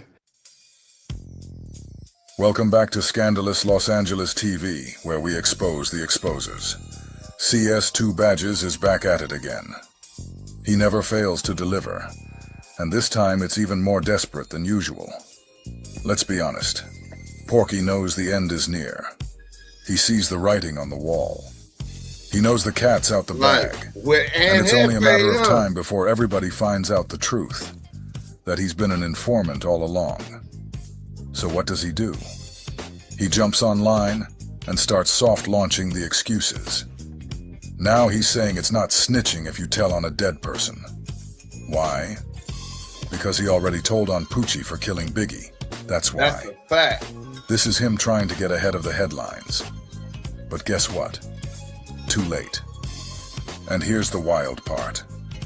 In a last-ditch move to self-destruct, Porky throws his leading officer, Lieutenant Officer Lovesboys, straight under the bus, all over again.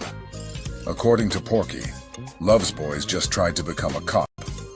He said Lovesboys passed the physical and the written part of the test, but he just couldn't clear the background check. Now somehow this guy can walk around legally strapped, but couldn't become a real officer. And Porky didn't stop there. He also said that's why Lovesboys lost all the weight. He claims the weight loss was for police academy training, not to stay in fighting shape. Now ask yourself, why would Porky just randomly offer up this info? Why now? Why go public with all this?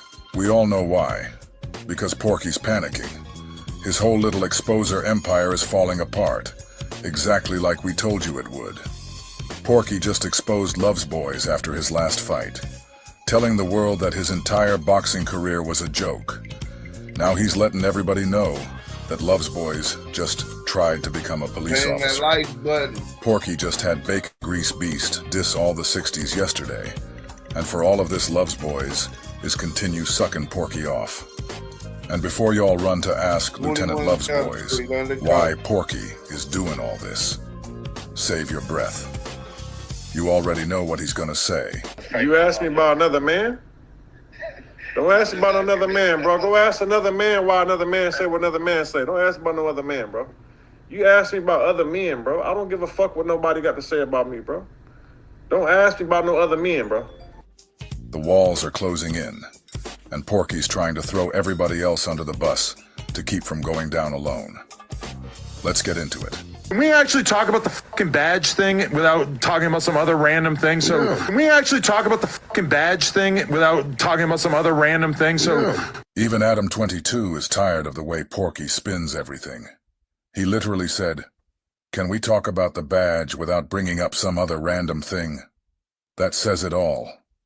Every time someone tries to bring up the badge, Porky immediately starts deflecting. Yeah. And Adam knows that. Hey, Rap News Street Politics said that he was good. Wack just said he got some paperwork. That nigga Crip Cop is supposed to got something back for Ant out in Seattle or Portland, bro. Portland, yeah, out in Oregon. Bro, the Crip Cop was out in Oregon, and so was Young and Hefe around the time of that motherfucking indictment, bro. Oh, we got to look back into it. Now, wonder this nigga so tight with 600, bro. And Wack. Oh, man. This nasty work. Hey, y'all right. Ant did say he first met 600 out there. That was the indictment. Oh, man. We got to go. We got to do some more research. Let's go, man.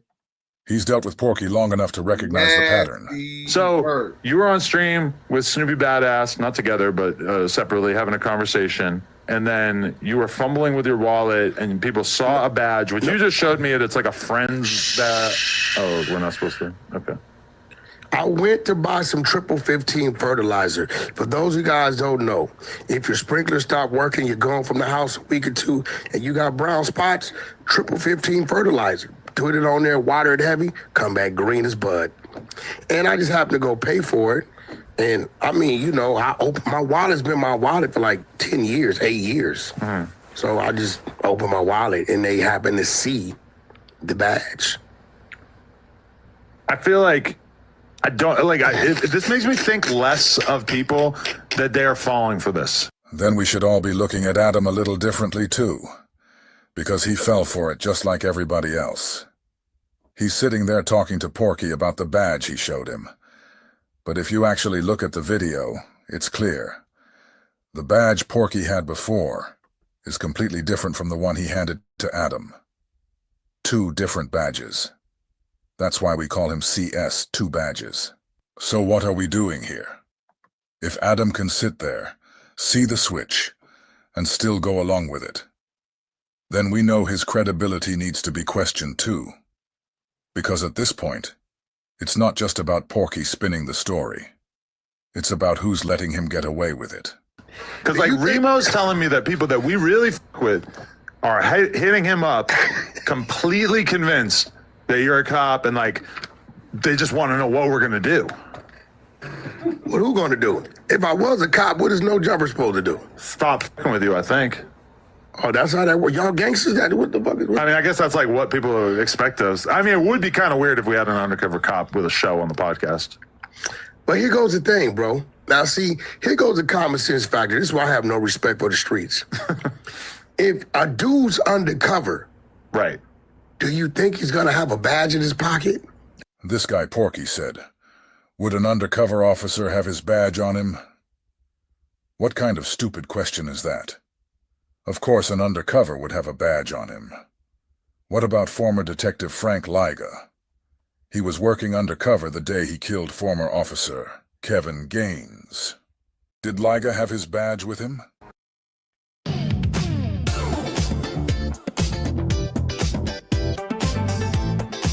Bang that like button. On the afternoon of March 18th, 1997, a road rage incident that escalates into a shooting leaves a black off-duty LAPD police officer dead at the hands of a white undercover narcotics detective. In this particular case, they questioned me about this because my tactics were different. I offset to the right, And the reason I offset to the right is because I got gas pumps right here on the side, and I'm anticipating a running gun battle through gas pumps, and I didn't want to blow us up. So I offset to the right and got out of my truck, I had a car. I pulled my gun, well, as I was getting out of the car, I pulled my badge up, was around my chain around my neck. I pulled my badge up, was around my chain around my neck. I pulled my badge up, was around my chain around my neck. A Hispanic fellow was coming out of the gas station door. And I held my chain up and my badge, and I go, hey, I'm a cop, call 911. There we go again. Just another example of how Porky is both a liar and an idiot. He literally just said, "This is why I don't believe street dudes. This is why." Porky said people are not using common sense. The problem is, he talks too much and thinks he's smarter than everyone else. But the more he talks, the more he exposes himself. At any given time, his homies or anybody could search him. Yeah. Right? Now you think, I don't know what undercovers got. I don't know if they got a code word. But they definitely don't have a police badge. I mean, I don't have a police badge. Like, why would they do that? Like, why would the cops just, have you ever heard of that? An informant? They like them so much, it's like, here's a badge, carry this with you. I don't have a police badge. You want me to? Porky said he's had that badge tucked in his wallet for the last 8 to 10 years. So let me ask, how many of your homies ever ran up on you and searched you for it? How many of them even knew you had 2 badges?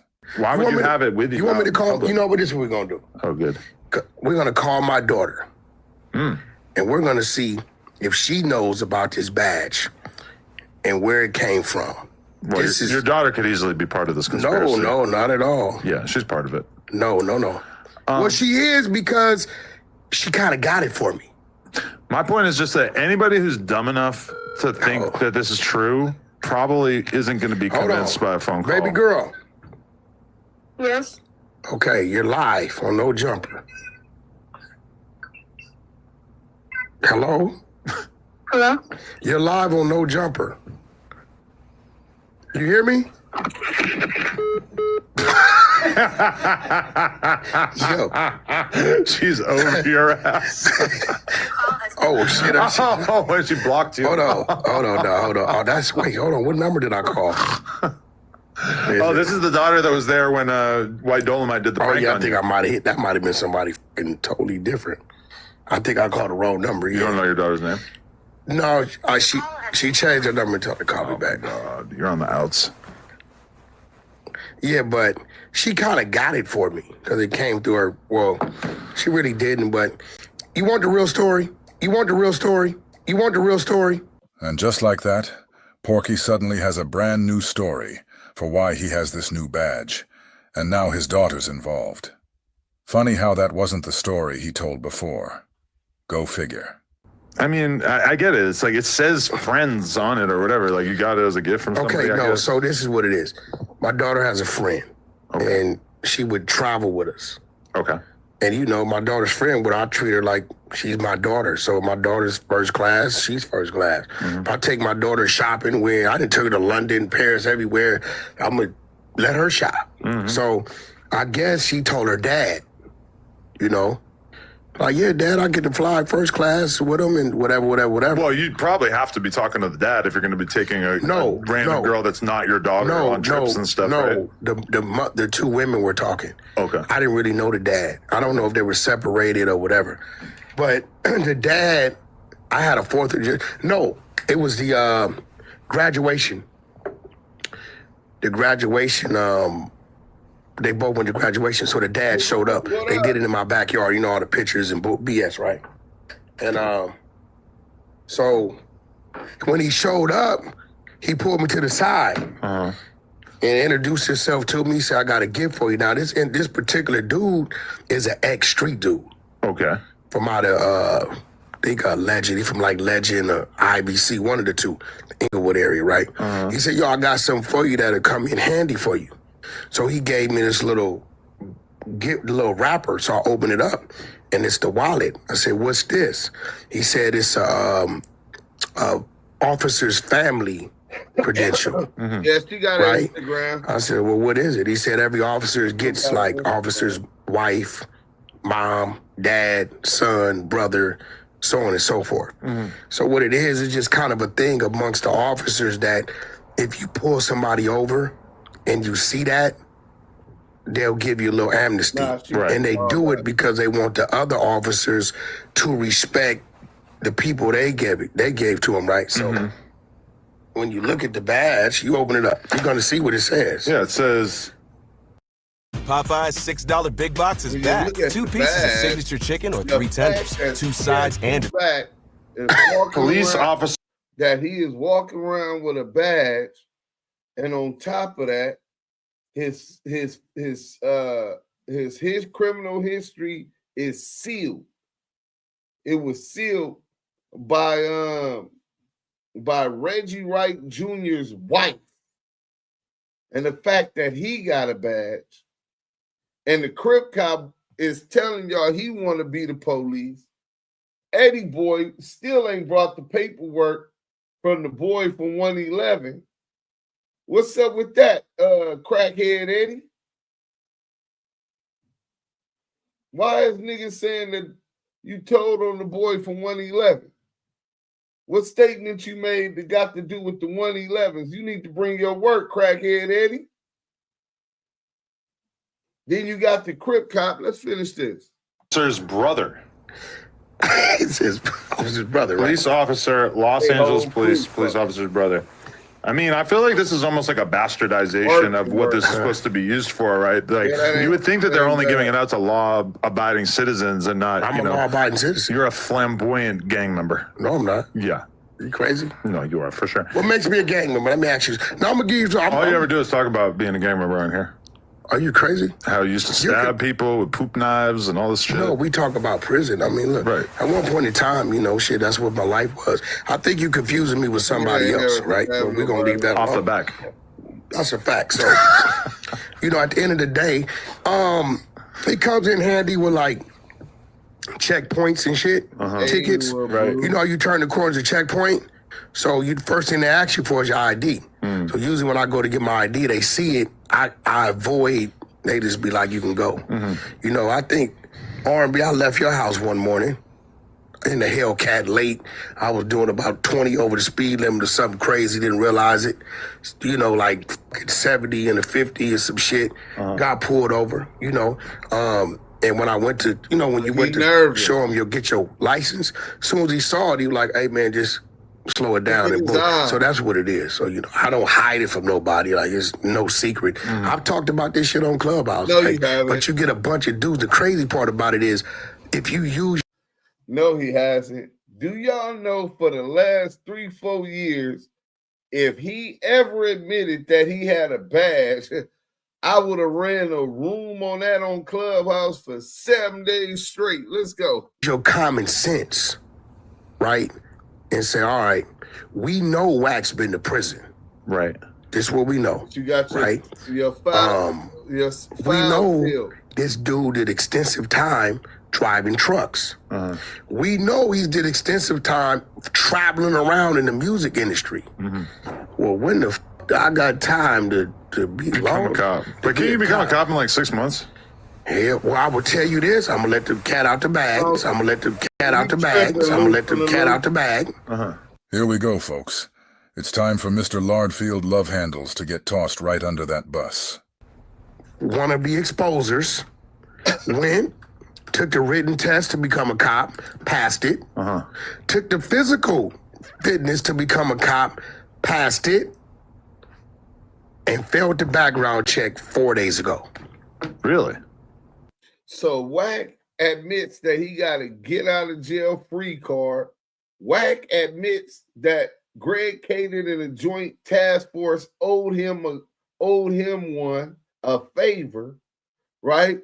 And he just admitted that the Crip cop passed the physical test, or which one he failed, but failed the test to be the police. This is their crew. Failed the background check because of his Clubhouse affiliations? No, he passed the written, passed the physical. It's a reason why 600 been slimming down. Now, 600 ain't never been to prison. Right. He ain't never did no time. But they still rejected him. Okay. Now, he called me. He said, bro, what you think? I said, go for it. Man, we told y'all from the very beginning. Christopher, a.k.a. Lieutenant Officer Lovesboys, was the Crip cop the whole time. We been said this.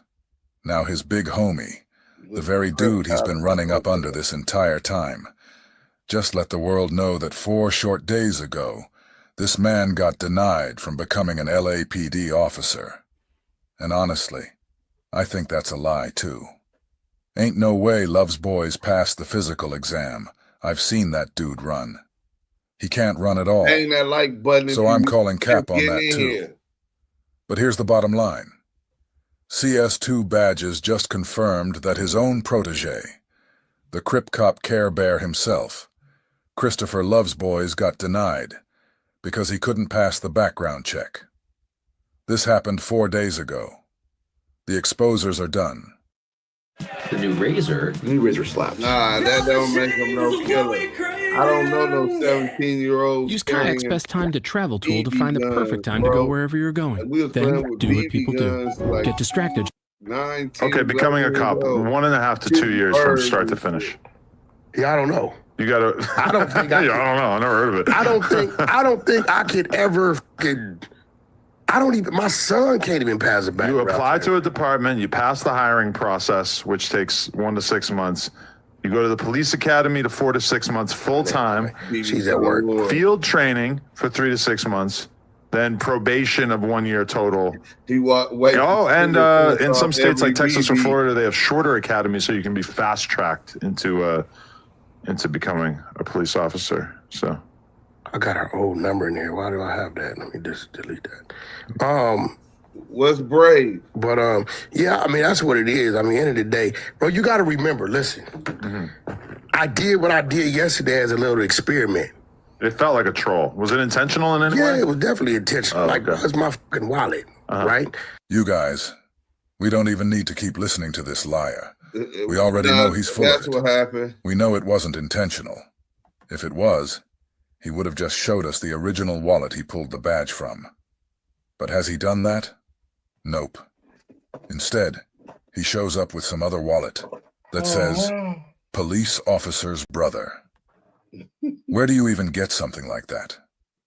Have you ever in your life heard of the police giving out badges for you to flash when you get pulled over? That makes 0 sense. But guess who's trying to sell us that story? Good old-fashioned CS2 badges. Porky can't squirm his way out of this one. Hey, see, listen, you gotta let them niggas know what it is, man. Listen, your trolling and made hurt niggas' hearts. You understand me? Right. It don't really hurt niggas' hearts, but if a nigga know, they know, right? Right. Hey, listen, I'm hearing niggas that say I'm the police, cuz. Right, I heard the same thing, man. I was trying to figure out who had the paperwork. Right. Did they have any? Nah. Cause that's the only way we can figure out if a nigga told. Hold on, matter of fact, do they got pictures of a nigga on stand? Nah. Transcripts, anything. I'm just trying to figure it out. Have you been on a case with any of these niggas? Nah, niggas told on. Nah, them niggas all busters, bro. Don't hear it. These niggas marked out, man. Bustered out. Listen, we gonna call these niggas Marquisha Mowers. That's what they is. Niggas say, what's a Mower? A mark and a cow with a mix. Busters. Foley, you stamping the Crip cop, huh? So Foley is stamping the Crip cop. So that's him. That's Whack talking about CS2 back with them. The Crip cop signing up to be the police. Let's hear the Crip cop himself, and then we're gonna break everything back down, man. Yeah. We've been going live for a minute. Hey, we live right now. Listen what I'm telling y'all. We up right now. We done had 1,000 people in the chat already. YouTube said no more reactions. Hang that like button, man. Y'all can help. Y'all got to show y'all face and get to work now. Oh, you talking to Scanlon. Ain't no more. Hey, look, they hate Scanlon. Listen, they hate Scanlon so much. They said that YouTube said no more AI voice. Listen. YouTube said no more reactions. Y'all got to show y'all face and get to work now. You got to show your face. Ain't no more. Yeah. They want real content. Yeah. They're just not gonna monetize it.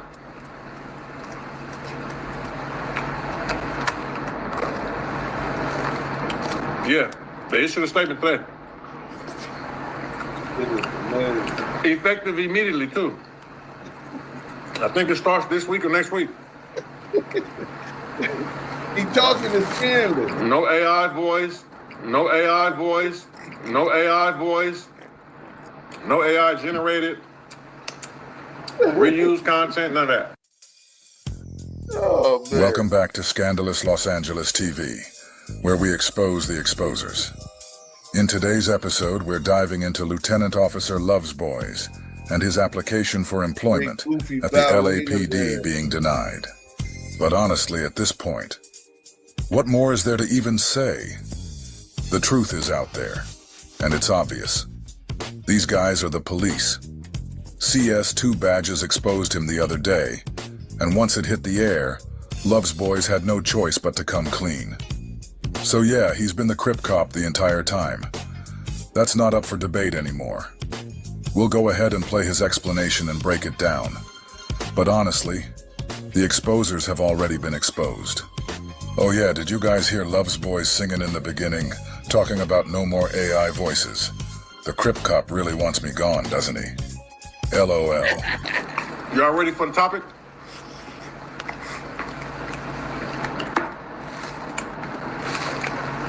Let's talk about the LAPD in relation to 600. Or should we say, let's talk about 600 and the relation to LAPD. Now this shit get deep. Are y'all ready? Are y'all ready?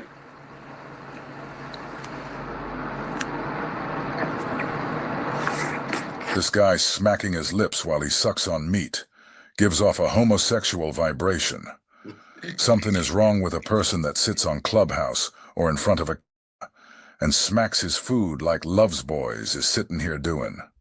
A person that smacks his food in front of a camera like this is probably a narcissist who doesn't care about anybody other than himself. I'm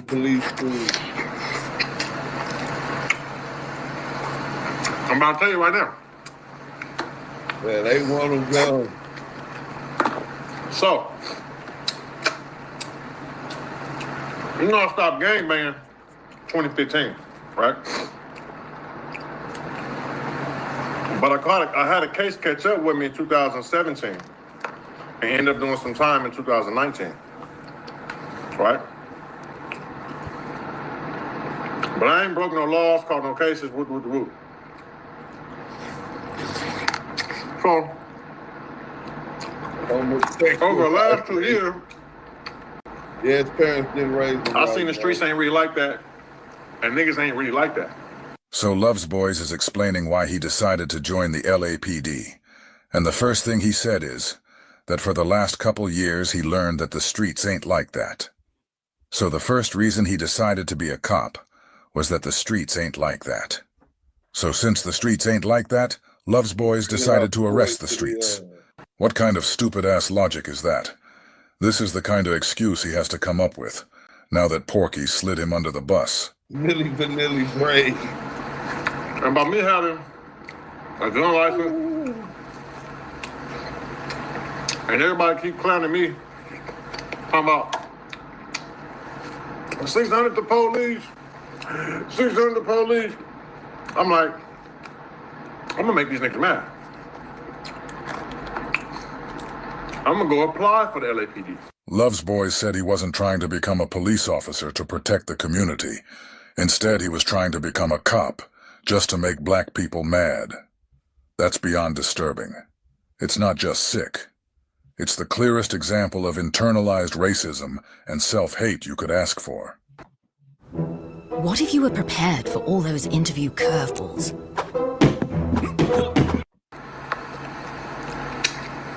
So I applied, right? But I had so much going on, I never went back to go take my written test, right? So I applied again. Well, he been applying to be a cop all the time. But he going around with blue rag. They're like, bro, it's a bunch of cardio. It's like military. You gotta be in shape. You've noticed I lost like 50, 60 pounds over this last year. So it turns out that while everyone thought Love's Boys was training for a fight, he was actually working out this whole time to prepare for the LAPD fitness exam. These are the exposers. Yeah. But I was just doing like dieting, a little bit of boxing, and burpees, right? So I'm like, let me go apply again. So I go apply. I said, whack. I said, I'm about to apply for LAPD. He said, ooh, they gonna be mad as a motherfucker too. He like, whack like nigga. Me and EddieBoy coming to the ceremony graduation. So Love Boys just showed us that Porky let him walk right into his own downfall. Porky didn't stop him. He didn't say, don't do that. Instead, he said, yeah, go ahead. You're going to make black people mad. Hell yeah. I hope you get that. Yeah. So I started turning up my workout. I applied for it, passed the written test. He stopped banging 60s in 2015, but was striking up on camera a year ago. That's easy. That nigga 40 years old striking up in the hood like he's a YTG, one time, IGB and stuff. I looked up what's on the physical test. I took that, passed that, first try, flying colors. Next step is a background. Mind you, the whole time, I'm not worried about no written test. There's 300 people that are taking it. I'm not worried about no physical test. There's 300 people taking that. I'm not worried about none of that. I'm like, bro, I got stuff in my background. But I'm like, I got a gun license. I ain't had no real felonies. I ain't done no real prison time. Mr. Meat Eater hasn't done any prison time at all, even though he's been caught drug trafficking. Let's give it a shot. You know, I'm a risk taker. You don't get nowhere to take a risk. So, I'll pass all that shit. I'm like, oh shit. About to be the police, cause I'm about to terrorize these, right? About to be the police, cause I'm about to terrorize these niggas, right? There he goes again, talking about becoming a cop so he can terrorize black people. And let's be honest, that's the only reason he wants to be a cop in the first place, to terrorize the very community he came from. We've all heard stories of people who were bullied growing up and then became police just to flip the script and bully others. But you don't usually hear about those people being 6 feet 5 inches, 300 pounds. That's what makes this even more ridiculous. He loves to talk about his days as a big bad Crip, but he didn't terrorize anybody back then. It's only now, at 42 years old, that he's decided to become a cop, just so he can go after black people. That right there shows how backwards these so-called exposers really are. But they just hit me back like a week ago. We went over your background. You've been disqualified from the application process because of this, such, and such. I'm like, ooh, wee. Oh, that's, but I wasn't tripping. Okay. I think they know I was going to just use the troll. Police officers get all the pussy. I ain't going to lie to you. If it wasn't illegal, I'll dress up like a police and get all the pussy. I'm just being... So now Love's Boys is saying he wanted to become a cop just to troll. He said, police officers get all the pussy. I guess professional athletes don't get any. Remember, Love's Boys said he was a professional athlete. So apparently he gave that up to become a cop. Because being a cop gets you more pussy. Make it make sense. So like 100 was telling y'all was the truth. You guys, if Love's Boys wanted us to know this, he would have told us himself. The only reason he's saying it now is because Porky aired him out, and he was forced to come clean. He admitted that what Porky said was true. Out of everything Porky's ever said, lie after lie. Hey, bro, who is you talking about? Y'all got to get 600X on here, Queen Caliac. I think that's her name.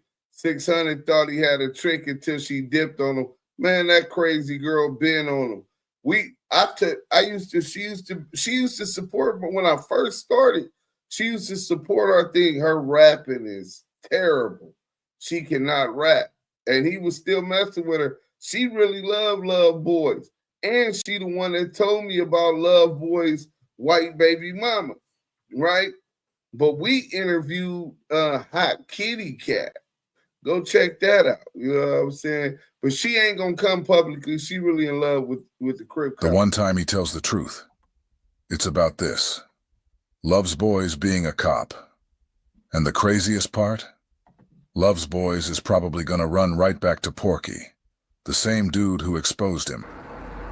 Right, Lou. But LAPD, they probably like, Christopher Lovejoy, I know this ain't that 6'0" motherfucker trying to come over here. They like, hell no. But you know, some of his last 2 years, I would talk to police while I'm out. Like, hey, bro, listen, any pointers on the interview with this dude? Like, what's up? Anything I got worried, like, nah, you cool.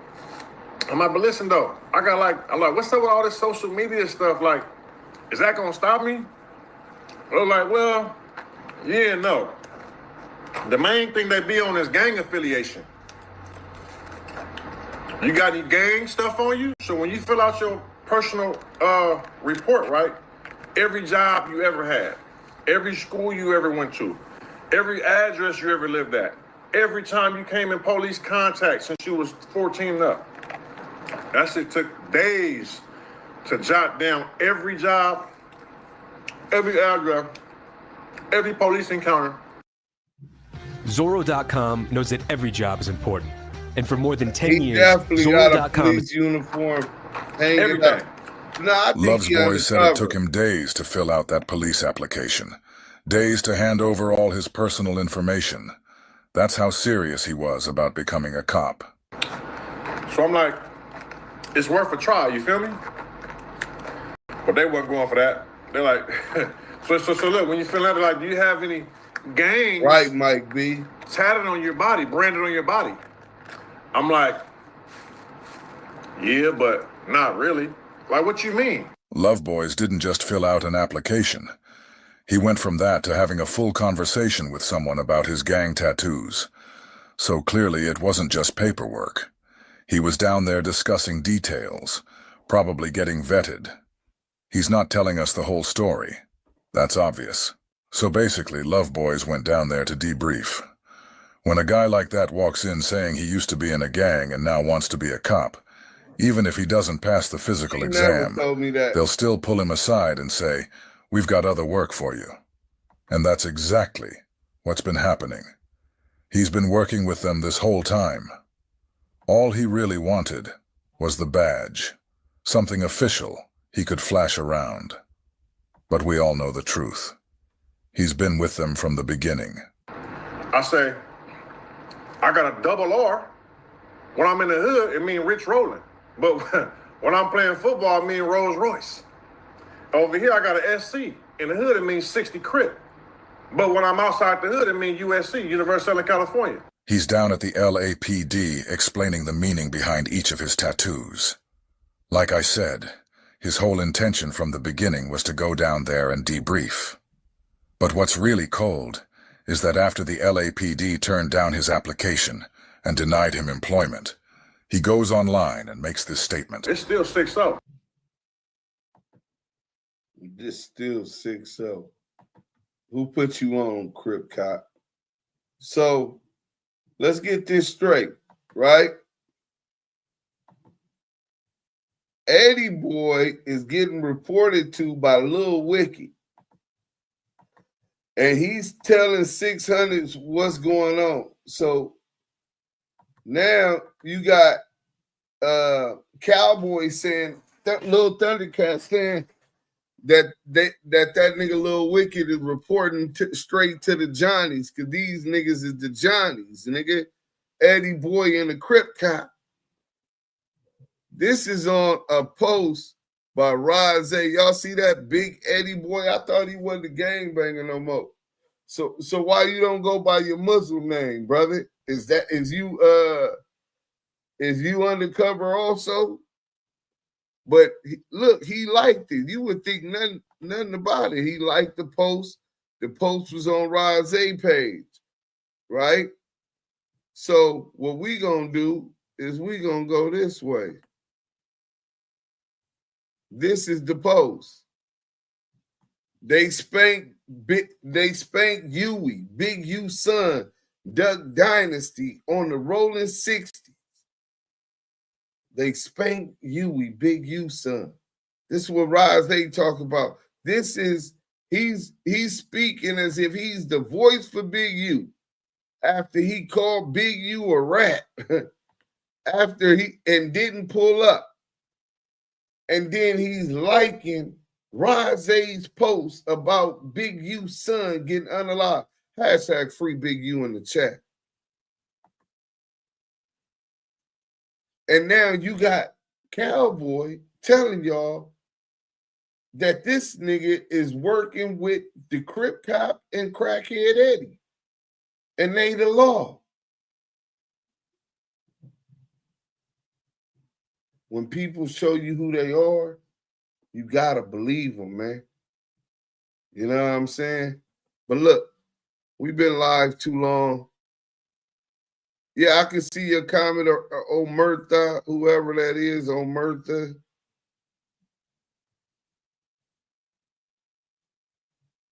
I can see your comment. So let me see what everybody talking about first. Y'all want to keep going? Bang that like button. We can keep going. Bang that like button. Y'all can hit the Cash App too. Y'all see it at the bottom of the ticker. Care Bear Cop, he has a 5-star rating on BoxRec.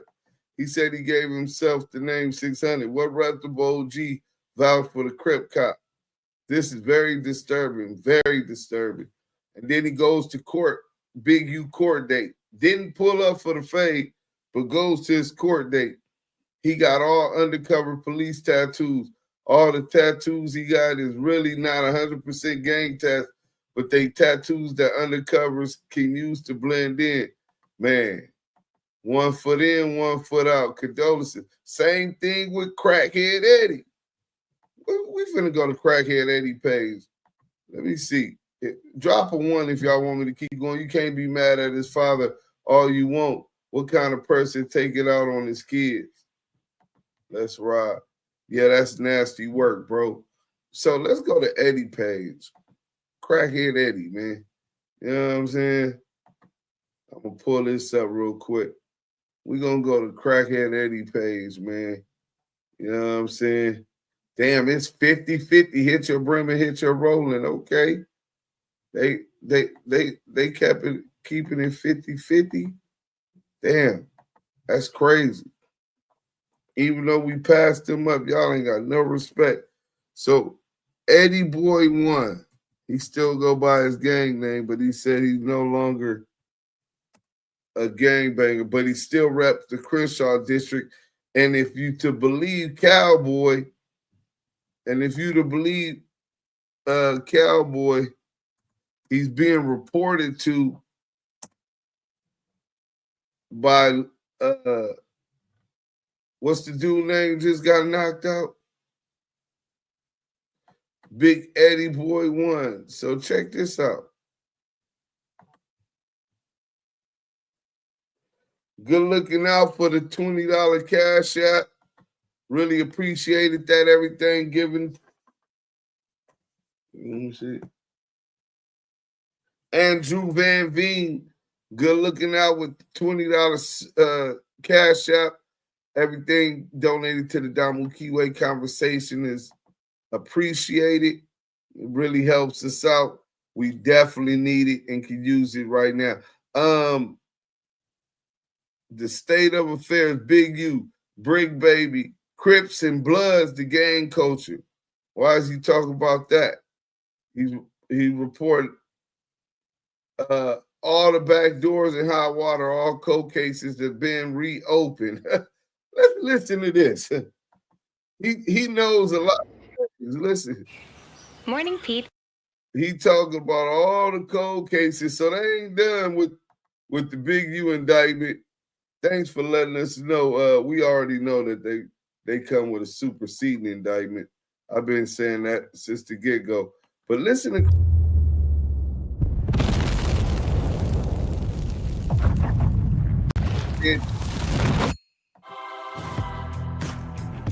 Chunky. Tastes like a chili dog. Eddie Barber, Eats where like a you meal. been? You missed this?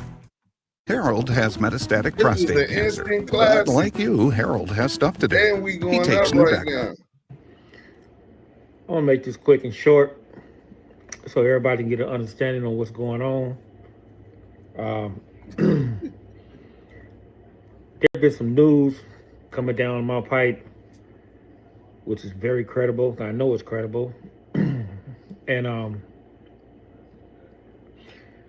hey brothers, if you brothers was involved in anything, I don't care, in my generation, the generation after me, or anything like that, I'm talking about the brothers about the section in the Crenshaw district.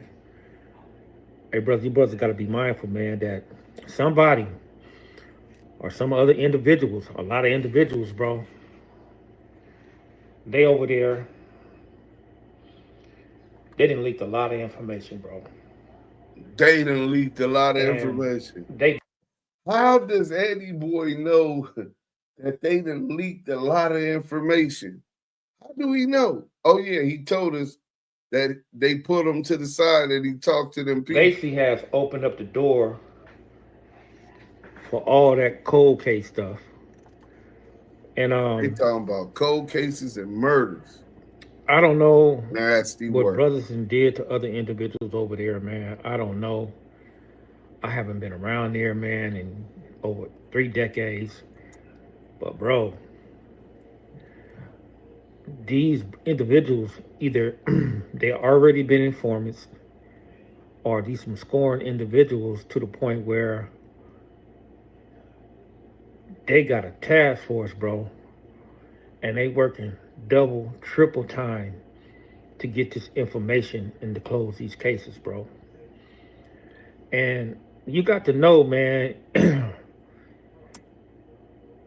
everybody don't get along in each section. I don't care where you're from. I don't care you blood, you crip, you know, things are broke up in cliques and crews and stuff like that. So, from my understanding, it's a lot of stuff has been surfacing. It's a lot of stuff has been spoke on. It's a lot of information been and been given to the local authorities, to the Alphabet Boys, to the sheriffs, to the LAPD. How do you know all this, Eddie? Now they have a.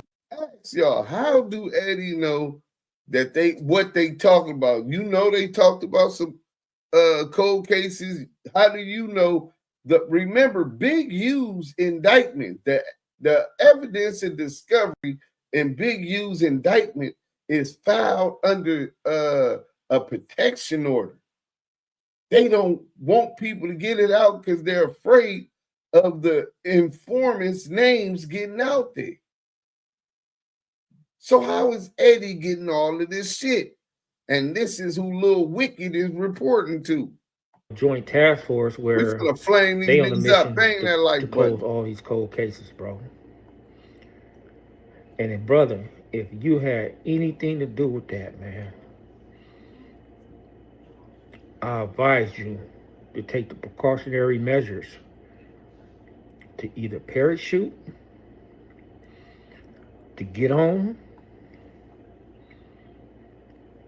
or contact somebody, man, where to the point where your attorney or whoever it is, bro, because these dudes, bro,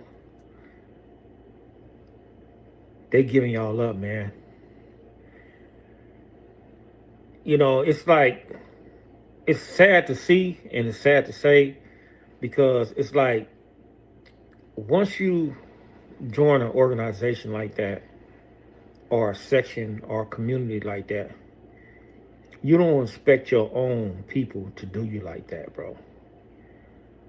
And that is the biggest disappointment to me that I see that goes on in every section, bro. I don't know if you brothers been paying attention to the stuff on the YouTube where the brother Melly Mel, Postman, where he broke down that stuff that happened with the Comptons. Where he was breaking down what they doing and how they doing it, and what type of task forces and all that type of stuff. That's bro. how you know Rose telling. If he telling the truth, right now, bro. Then Rose, the main one, it's giving up cold cases. It's just not the Comptons. It's just not the Hoovers. I mean, everybody. It's just not the South Side, brother. It's everybody targeting everybody, bro. They targeting everybody. If you're out there and you think you're a joke. He sound like a broken slave. I can't listen to this pitiful, poor excuse of a fucking man. You a dropout. Hiding behind Islam. You's a piece of shit, bro. You know what I'm saying? Tone from 111. Tell us about Tone from 111. Why is they saying you told on Tone? Crackhead Eddie. How do you have all this information? Why do you sound like a broken slave? They got this.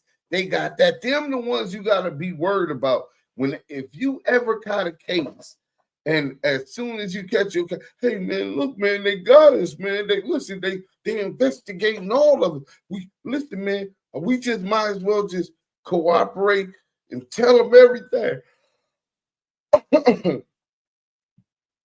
They're bringing up cold cases. The cold cases is brothers. Laugh out loud. We already know that, bro. I swing first. It don't take a genius to figure out he's trying to work an angle to get his brother out. He told us that he knows a lot, and they don't need to get him to talking. This was before he started talking about 4 months ago. Right after Big U got locked up, he started talking. But before that, when he used to be on Love Boy shit, that's what he was saying. Clear the throat before the lie. Same thing Wack did. It's a karma thing. I told, but y'all told. And he sounds scared to death. Bro must be petrified of COVID. Laughing now, his dumb ass think he hiding under the mask. So I got the content for y'all that hung around. I'm finna give y'all some exclusive content too. So if y'all remember, the Crip Cop posted these pictures in his ally bulletproof vest and outfit. He's a supervisor with Allied Security Services. No one knew this. This is him at the range with some of his security partners and constituents, you know. Yes, it is illegal to imitate an officer. So this is what the Crip Cop posted, right? Officer, police officer, LA police. This is the Crip Cop, right? Look at him. You know what I'm saying? But he felt good and that he had to do it. If you blow it up, you see it's Ally Universal Private Security, right? So before he posts this, I had a talk with him because my homie Nate, the one that Wack said he got the paperwork on, said that him and Wack was talking like they didn't have no problems with me and he wasn't letting them talk about me. This is what he said, right? So now, let me make sure y'all can see this. Okay, now y'all gonna be able to see. I said, Nate said, you don't have an issue with me, and Wack want to squash it, right? Remember, I was like, this nigga Wack telling the homies he want to squash it. Later on, Nate retracted his situation, but listen. Hey, bro, I talked to Wack. Wack said he ain't say that, bro. So I just talked to Nate, man. That nigga, I'm gonna try and get these tickets so we can go to that USC game tomorrow. But that nigga Wack said he ain't saying nothing about squashing nothing, bro. So I don't know. That must be a misunderstanding. He told me he ain't say that. So he said Wack is denying that he told my homie that. Hey, bro. What's understood don't even gotta be explained, bro. I've never met you. I remember dealing with Crip Mac. We spoke on the phone. I believe that was our first conversation. you just been dissing me every day, bro. Like, you know me, I don't even know you, my nigga. You know what I'm saying? Like I don't even know how we can have issues or beef, like, cause I don't even know, respectful, I don't know you, bro. You know what I'm saying? I never met you. You just woke up one day and start dissing me. You know what I'm saying? So that's on your end. Hey, bro, then you got this buster ass nigga ODM Slim calling, right? This buster ass nigga just calling, begging me to stay on the phone. Man, why you keep hanging up, bro? What we got to talk about, bro? Like, what he want to talk about, bro? Like nigga know where I'm at. Like, he think we cool or something, bro? Like, what's we ain't cool, nigga. What we got to talk about, bro? Hey, bro, like I always told you, bro, you got to stop fucking with all these busters, my nigga. Like, you know what I'm saying? Like I be telling you the whole time. I believe you ain't on no paperwork. You know what I'm saying? You just chose the wrong side, bro. You been on the wrong side. But you got to stop fucking with these busters. You know what I'm saying? Stop fucking with these busters, my nigga. And you know what I'm saying? Whatever you got to live off of, it'll be straight. But you fucking with busters, that's bringing your shit down. Them niggas is marks, bro. All of them. So he said he's trying to recruit me to the exposer. He done sent 4 videos. I said, I'm the gangster. I don't need to surround myself with anybody. I choose to associate with who I choose to. Most of them say that you are the buster, right? Hey, bro, all that's fine and dandy, right? Niggas is fine and dandy, right? Niggas say this and say that, bro. If I'm so much of a buster, bro, why ain't a nigga came close to me, play with me, bro? You don't see me in no backyard, nigga. No, nigga, fight for real, cuz. No, fight for real. Hey, bro, listen to me, bro. Niggas just be popping it. You know the truth, though. See, look, you can play all this crib, cop, buster, when niggas say, listen, you know the truth. You know what I'm saying? Like, you know, our first interaction, you know the truth. So, I don't really be caring about what them busters are saying, bro. You know what I'm saying? Like these niggas. Hey, but you should know, though, these niggas is marks. You know what I'm saying? They busters. I said, but whack capping.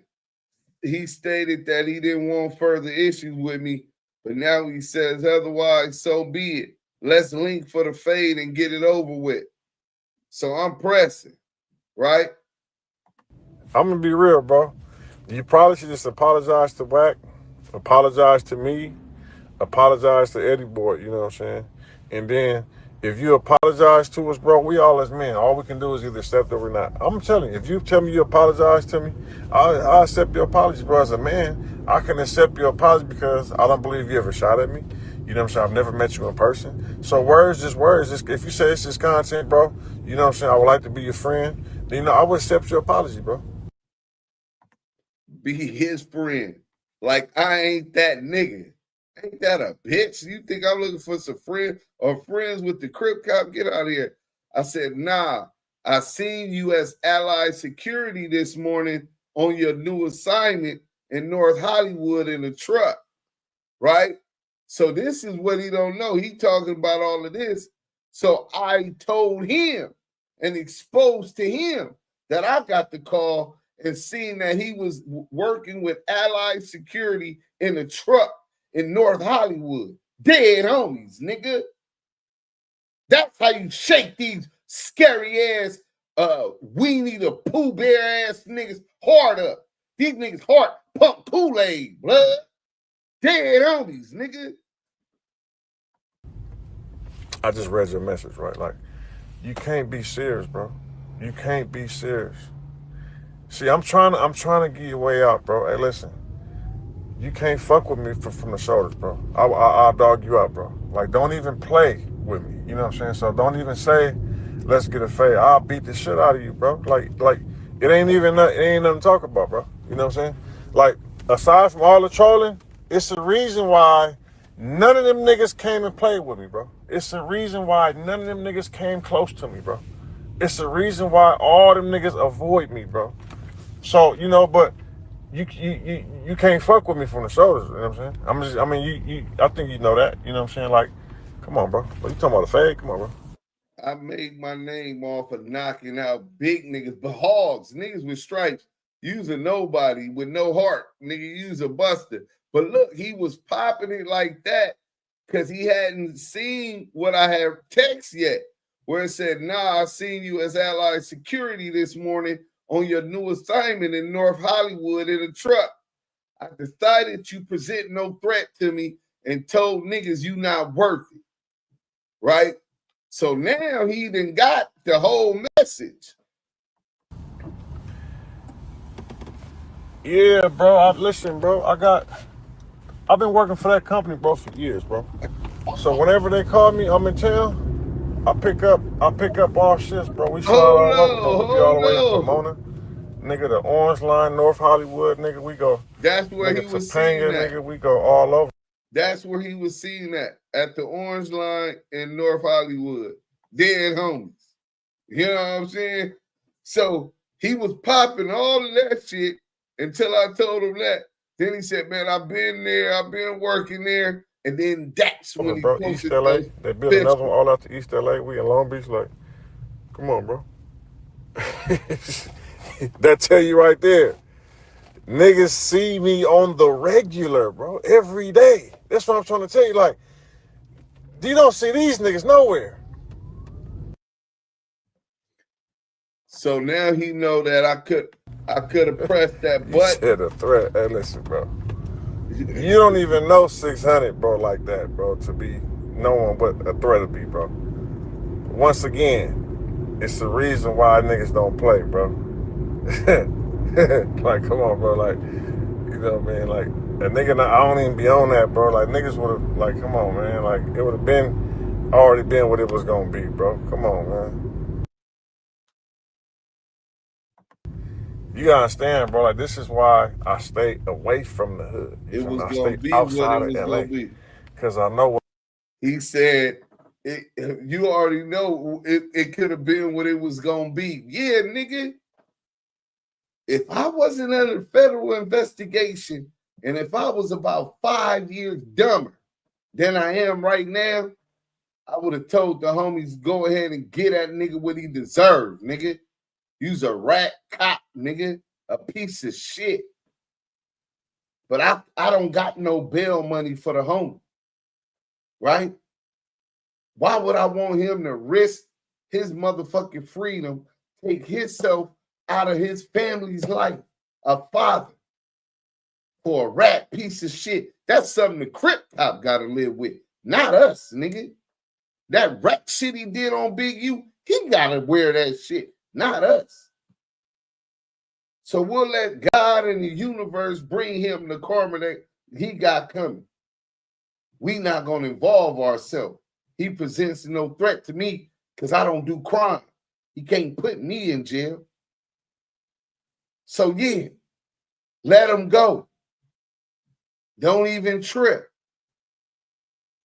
Dead homies, nigga. what type of time I be on, bro. You know what I'm saying? Them vivid memories and them thoughts click in instantly when I come around that motherfucker, bro. You know what I'm saying? So that's why I try to stay away. I know what I'll do. I don't even give niggas a chance to play, bro. You know what I'm saying? So now he tried to get back tough. So that was it. But yeah, that's some exclusive. So all the YouTubers, I hope y'all gonna run that. Y'all got evidence now. Y'all got evidence now that Christopher Lovejoy is the Crip cop. I don't believe that he made the LAPD. I believe he felt the LAPD. But once he felt the LAPD, I'm quite sure that the feds were like, well, we could use him. You know what I'm saying? Athletic, well, he was supposed to be an athletic. He's a big old slouch. You know what I'm saying? With titties, big old tig old bitties. You know what I'm saying? This nigga got man boobs. You know what I'm saying? And I believe that that's when they hyped him up. But Jesse Owen Park get raided right when you come up there. Barry White Park, better known as South Park, in the Avalons, police hem you up and get you up out of there, right? When niggas was on you about what you was saying about the grid, right? You link up with Brick, baby, right? You link up with Brick Baby. You got your legal blick. Brick got his whatever he had on him. You know this. You probably dropped them off at home and you gave them confidential information verifying that he had a gun in the house or multiple guns in the house. That gave the Federal Joint Task Force the probable cause that they needed, leading to an arrest of Brick Baby, Zaire.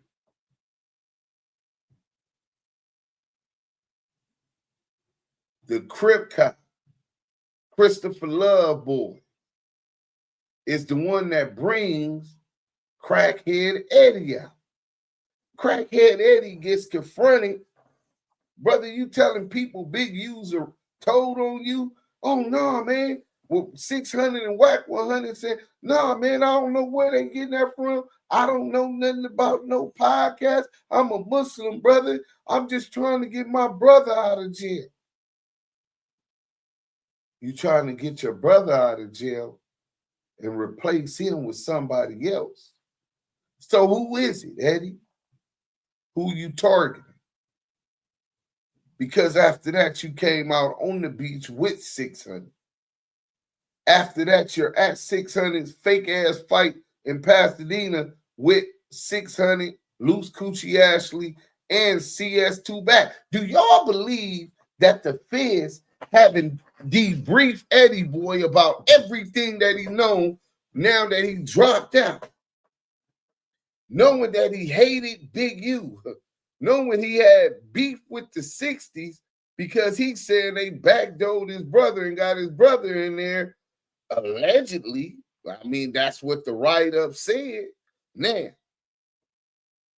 Diamond Blue gave me the write-up from CDCR Title 115 that's saying that little Eddie Boy, Crackhead Eddie's little brother, was having sex with a transsexual during count time, kicked over the blanket, the sheet that covered the thing. He was so passionately into another man that the woman caught him.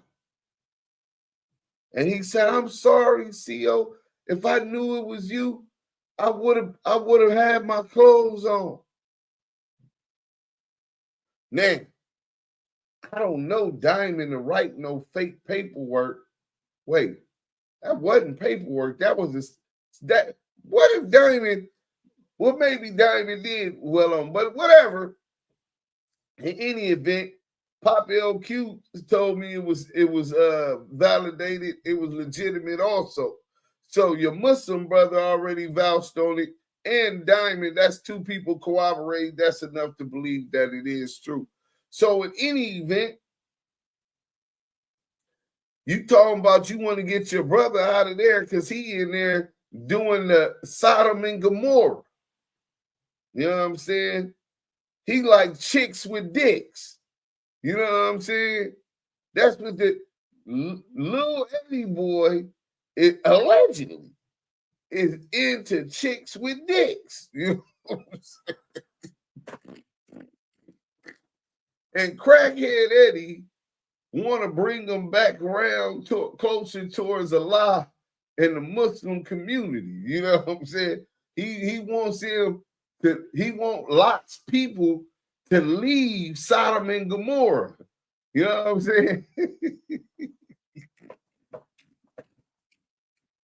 The San Francisco treat. You know what I'm saying? Hey, listen, man. So back to them. So, Eddie Boy, what did you get up?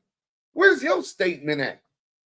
Wack got 6 more days after the day to bring his statement to the Joint Task Force. Where's your statement at, Eddie Boy, to the task force? You admitted that you talked to him. We want to know what you talked to him about. We want to know what you said. Since you want to speak on that. Bring your investigative report or your 302. You know what I'm saying? your formal statement to the Federal Joint Task Force in the Big U investigation. Crip cop. The U.S. attorney, assistant U.S. attorney, seemed very familiar with you, so much so that they wanted to defend you and let the world know that you weren't cooperating with them in the Big U investigation, that you never had spoken with the feds or the prosecution. Why they didn't say Duse M never spoke with the feds or the prosecution? Me and Big U's like this.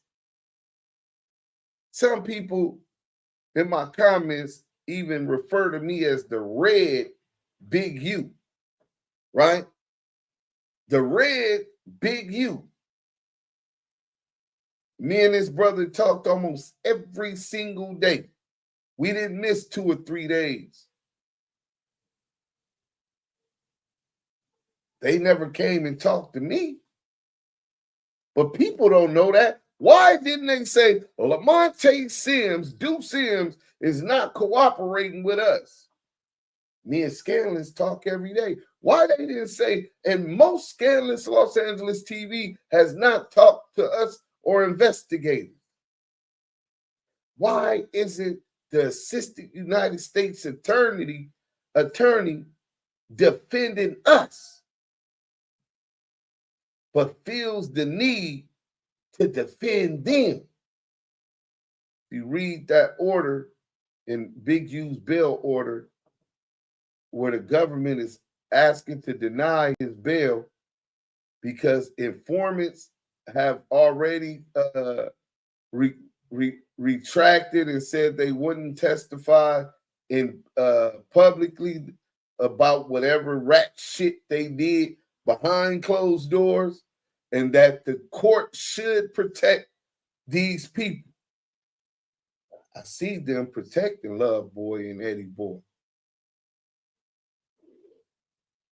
I don't see them protecting me or none of my people. That's nasty work. So fast forward, now you got Lil Wicked. He's in there. He's holding accountable Cowboy, because Cowboy's on Megan Law, and Cowboy took the stand against Eric Holder. He snitched on Eric Holder. Let's be clear about that. We not sugarcoating. He admit that. But what is y'all gonna do about it? Now, that's not to ignite no violence in the 60s. I'm stating Cowboy's position, still pulling up and knocking niggas out like he's still that. That's Cowboy's position. And he said that the boy is reporting to Eddie. Eddie, when you gonna bring that paperwork from Tone and address that paperwork with Tone for 111? Big U's told me you didn't never snitch on him on this case. Big U told me that. Big U said, but he didn't say that you never told. If you go listen to the audio, he never said you never told. He said you didn't tell on him on that case. And now Pop LQ and you have linked up. Pop LQ already knew you told on Tone. In fact, Kenny Kingpin was the one supposed to get in the paperwork. Now, wonder he never got the paperwork from the 111s. Him and Head was already fucking with Crackhead Eddie. So, shout out to the 111 neighborhood Crips. If y'all homie Tone got the work, pass the work. Hey, Raymond Washington Jr., black nigga Manson. Shout out to my nigga Raymond Washington Jr. Manson, man. Manson. Holla at your homie, Active Chucks, the 2 S's, at gmail.com. Send that work on Tone. We gonna flame Crackhead Eddie ass up. You know what I'm saying? Since he act like he don't want to respond to that, you respond to everything else. You got so much to say. Where that paperwork at? You got 30 days to present that paperwork in your statement against Tone from 111. The Crip Cop, you got 30 days to present that sealed file or the sentencing transcripts when that why that case got sealed. Why that case is sealed. Not the drug possession. We seen that you got the little diversion class or whatever for that one. We're talking about trafficking. There's a difference between possession and trafficking. And we believe that trafficking is why you failed the LAPD police test. So the Crip Cop, you got 30 days to bring your paperwork. Whack 100's the first one X'd off the list. Tell Blood, roll his shit up in 6 days, nigga. If he ain't brought that paperwork, Brick Baby said 30 days is 6 days left. You ain't brought that paperwork since you want to run this like a penitentiary yard. You ain't got that paperwork in that 6 days. Roll your shit up in a little burrito and tell them motherfuckers you can't live here no more, nigga. We gonna push this knife up in you. You know what I'm saying? All y'all podcasters that don't hold the Crip Cop, Crackhead Eddie, Rico the Rat Rod Gay. Oh, I ain't even talked about Rico the Rat Rod Gay. Rico the Rat Rod Gay. Rico the Rat. So Rico the Rat Rod Gay, he over there telling stories that open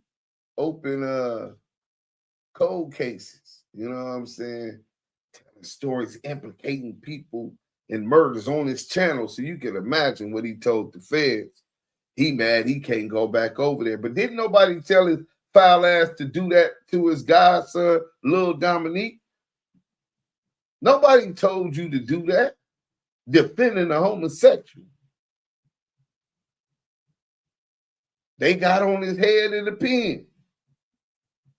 Big Dominique Blanton, however you pronounce his name, Rico the Rat Rod Gay, the same Rico the Rat, the homie Ken Duse knocked out at the Slaughter and he pissed on himself. Nigga, why y'all don't clip that? On the dead homies, nigga. Brim Gang did that, nigga.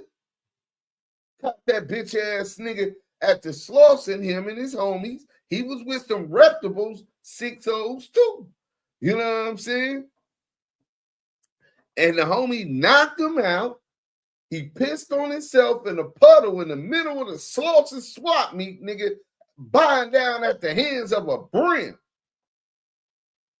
And the nigga that picked him up, nigga confirmed it to me. Dead homies, nigga. And once I brought it to the internet, I never gave up the name of the person that told me. I just told him that it was confirmed. Ken Capone confirmed it to me. The other homie from Six Deuce that was there confirmed it. So both of the homies is confirming the same story. Then I talked to my guy from 6-0, Raptor Joint, nigga. When I talked to him, he in jail. He had a cell phone. Soon as I brought that to the internet, word on my son's life, nigga, it wasn't even a week. The police ran up in the boy from 6-0 cell. Asked Kenny Kingpin about that. On the dead homies, nigga. Yeah. Soon as I brought it was confirmed that the nigga that picked him up told me, I never said the name. The nigga that picked him up, cell got hit in the pen. They took his cell phone. I ain't heard from him since, homie. That's a fact. You know what I'm saying? That's the type of game these niggas is playing. EddieBoy did say on one of his lives that the feds came to his crib and talked to him. I was like, what? Yeah, they got to bring that. I seen you on Alex's channel. I knew you was solid. Hey, salute Revolution 951 fact. Getting defended in any court is diabolical, right? Bro, I don't have a house. I live in my car, pee in the streets. That's one of the reasons CS2 Back hates you so much, Duse M, because he hates the fact that he can't ride Big U coattail anymore. He jelly. Eddie girl, pure weirdo with all disrespect. He's a creep, bro. I promise you, bro. I'm not finna play with crackhead Eddie. That nigga's the type of nigga that'll snake you, bro. You know what I'm saying? Just look at, he can't look you in the eye. That's the devil, bro. He's evil. He's faking like he pushes Islam. Why is he talking about gangs every day? Because he investigating. If they came to talk to EddieBoy, they went and talked to 600 too. They live in the same building. That's a fact. Raw Travels, man, these new dudes are trash in the rap game. You can have a good beat, but if the rapper is not rapping about nothing and have a different flow, the shit is boring. Hey, man, I tend to differ. That's some people I'm really feeling right now. Shout out to TD and Criticality. Shout out to D Smoke. Shout out to Doggy Style. Who else I'm feeling? Who else I'm feeling? Compton AV still going. Joe Moses still going. RJ still going. Let me see. Shout out to the West Coast, man. West Coast is popping right now. Salute to the salute to the Damu Kiwe T-Man. What up? What up? And salute Deuce, Mike B, Drew V. We smoking hybrid tonight. 600 and crackhead Eddie. Facts. So then this nigga Crip Cop drops, helps get probable cause and Brick Baby's in jail. Brick Baby said that it was somebody else or 600 that told on him. He limited to 2 niggas from 6-0. Who's the Crip Cop, 600? Y'all need to troll them niggas when Whack 100 goes live. Y'all need to be in the 100 show comments because they're going to block you. But make sure before they block you, the main thing you say is 6 days to bring your paperwork. Statement on the 60th floor, FBI headquarters. Statement when you talk to the Greg Caden and Darren Dupree at your attorney's office. You spoke with them twice involving the Main Street case and the death row investigations. All these content creators that be glazing whack. Listen, bro, if these niggas don't hold this, because we viral right now, bro. It's been like over about 1,500 people that already been on this live, right? And I know YouTubers, other YouTubers gonna run the content. This is what we do. They gonna clip shit, break shit down. If Compton Rick Rock, Young and Hefe, Munchie B, Adam 22, DJ Academic, Milk 74, OG ENT, The Hood Postman, all of the ODM Slim, all of us West Coast podcasters. And even though Academics ain't on the West Coast, but he always riding with the bullshit that Whack do. Paperwork that Whack claims he has on people, just like he just lied on T Grizzly. Whack got 6 days since Brick Baby said 30 days to present his paperwork. Everybody has to run this content. Remember, it's 2 times he spoke with the Fed.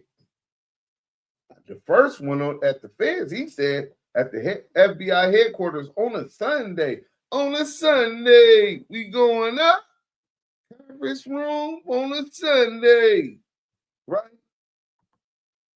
We know some of the things he said that was up there, but he came out there talking about they owed him favors. Ireezy Rock, Eddie Girl, Fluke. Yeah. I'm just trying to expose to the government, get Nip his justice and the people what we deserve. Expose the government. You believe the government has something to do with it? Whack, a homosexual phony. Bro, when it first happened, I swear to God, I was in jail still. New Delano. The crazy shit, Crackhead Eddie was up in New Delano when I was up in New Delano. I think he was on A-Yard, though, working in the kitchen. You know what I'm saying? Whack, a homosexual phony fruitcake goofy. Well, you know, well, good luck on him coming out the closet. You know what I'm saying? 3 finger back. 600 always blocked me. I stay trolling him. Y'all need to go to them. Remember, 600 is going to spin it and say, oh, I already showed you guys and talk about the possession. No, nigga, the drug trafficking, and you got caught with $10,000 trafficking marijuana, nigga. Large amount. What's up with that? Eddie Boy, we want the tone paperwork. Go to they things tonight. Go to their last videos, their last lives, and everybody flood their comments. Eddie Boy, we want, what do you have to do with Tone from 111 Neighborhood Correct? Where's your statement? Right? What did you say in the Big U case about the Big U case when the feds came and talked to you? Go to his comments and ask him, because I'm very interested to know these things. You know what I'm saying? Also, go to the 100 show or to his last video and tell him that we want the paperwork. He admit he went to the 60th floor, and then we got Greg Caden admitting, hold on. We got Greg Caden admitting that Wack was lying and that they met again. They met at Wack's lawyer's office.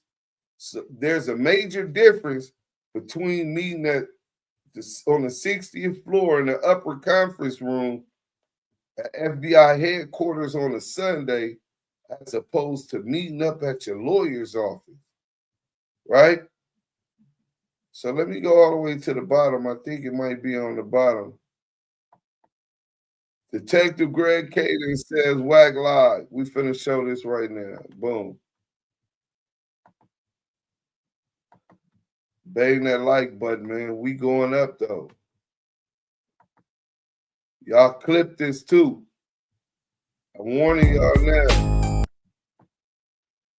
Why did he allow Wack to tell that story? Why was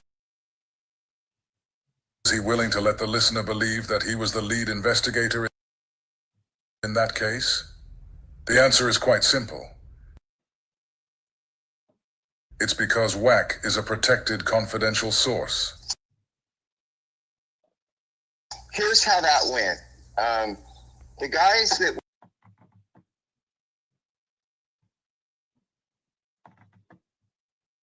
being played out. Josh Jones, we don't usually use monikers under those circumstances, like Wack or Wack 100.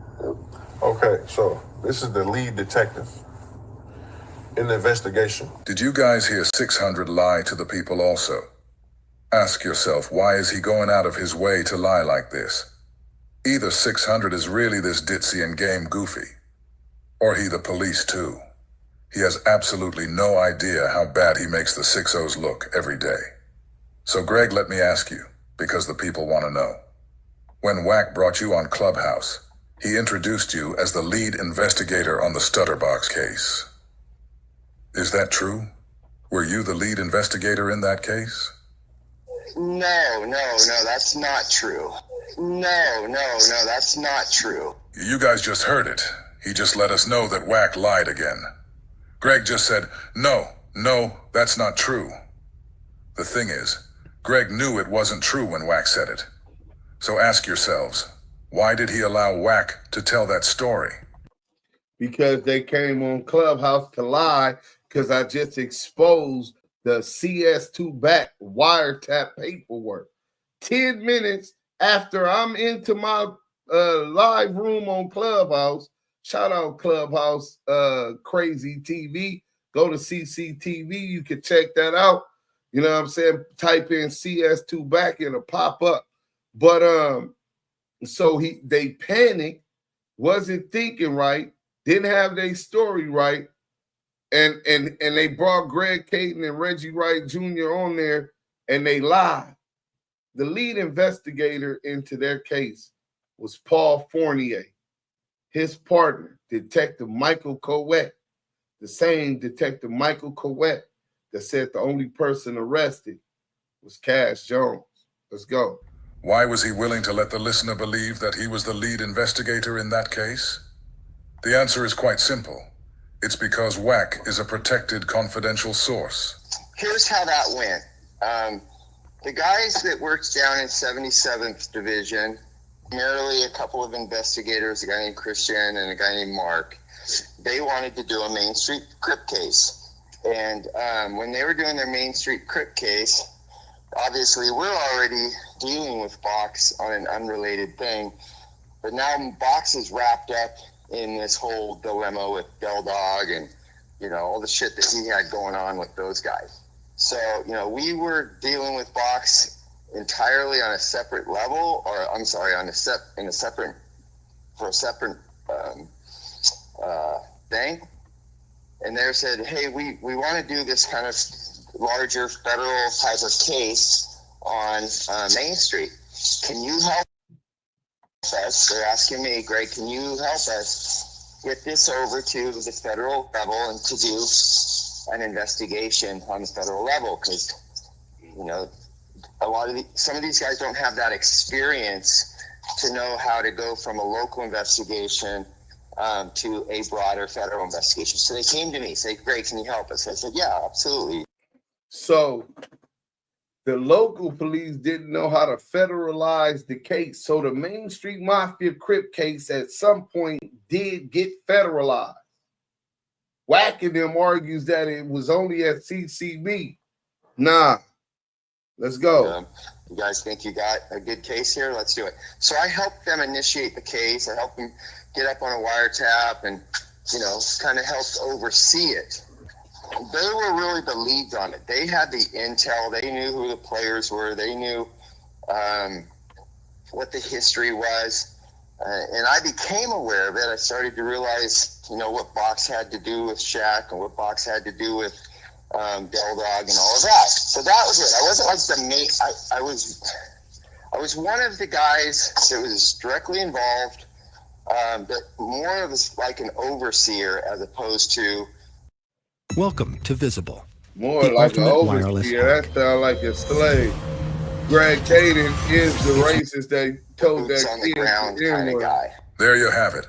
Wack not only lied and deceived the people about helping to free Shaq and 7 Main Street Crips, he also lied about Greg Kading being the lead investigator on the case. We can't forget to throw 600 in that pot also. To protect the lies of his handler, he went above and beyond the call of duty to deceive his listeners as well.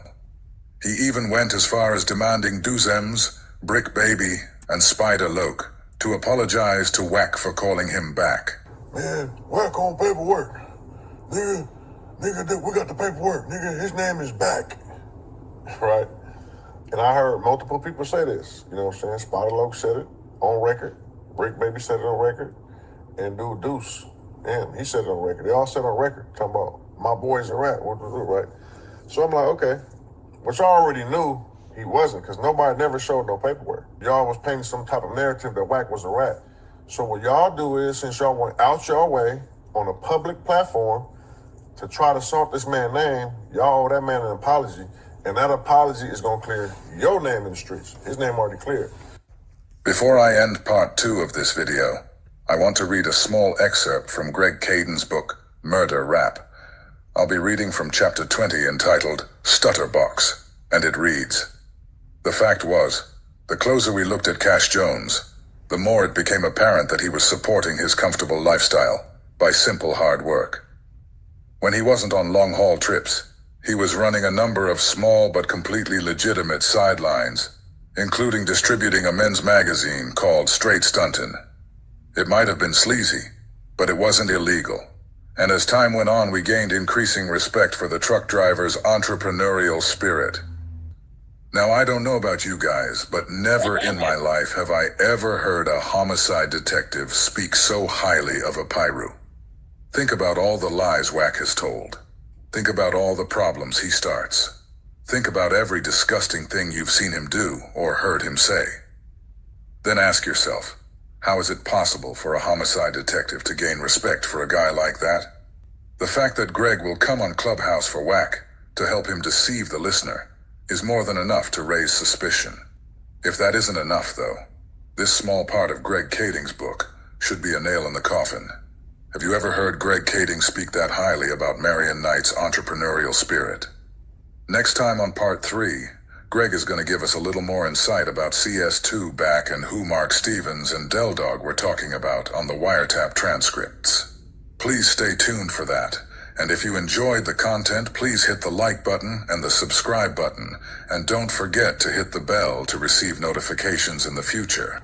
Back is a name, handle, moniker for Wack. Wack was a rat.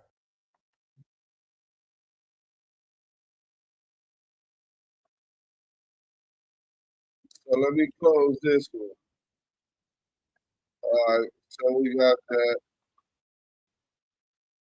God damn, what the hell happened? Bear with me.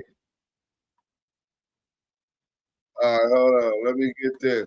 I showed y'all the wrong one. Let me go to Greg Kading.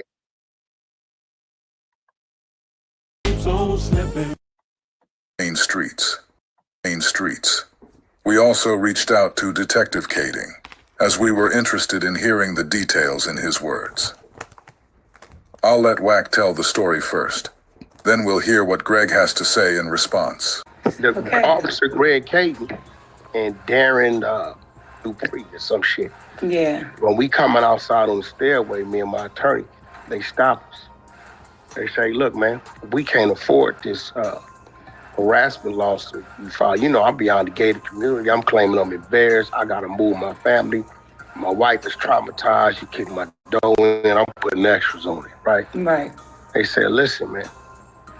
They advised my attorney. My attorney said, look, dude said, drop the case and they owe you one. If you don't drop it, right, then you know what come with that. My attorney's talking to me. He know my personal business and say, you know how you are every day. So you don't really need that in your mix. So I said, well, listen, I don't need no motherfuckers hemming me up every day. We figured out as we figured out. I leave it like that. About 6 months go by, I look at the media, I see they got Shaq tied up. They're making accusations that Shaq paid the Main Street Crips to go kidnap this dude, Stutterbox. It wasn't at LA Live, it was on Sunset Boulevard, right? So they tied Shaq into it. Shaq had did videos with the Main Streets because Box was his dude. They using all this shit against him, saying he's tied into the gang culture and all this shit, blase, right? I call my man Money Mark, right? Money Mark, Shaquille's left right-hand man, his business partner. He said I said, yo, Mark, check it out. Ain't that what the paperwork said? Call my attorney.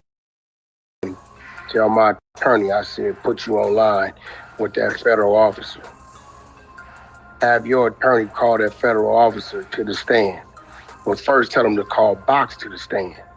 You want him to do one thing and one thing only. Ask Box if he's a federal. So he called Mark.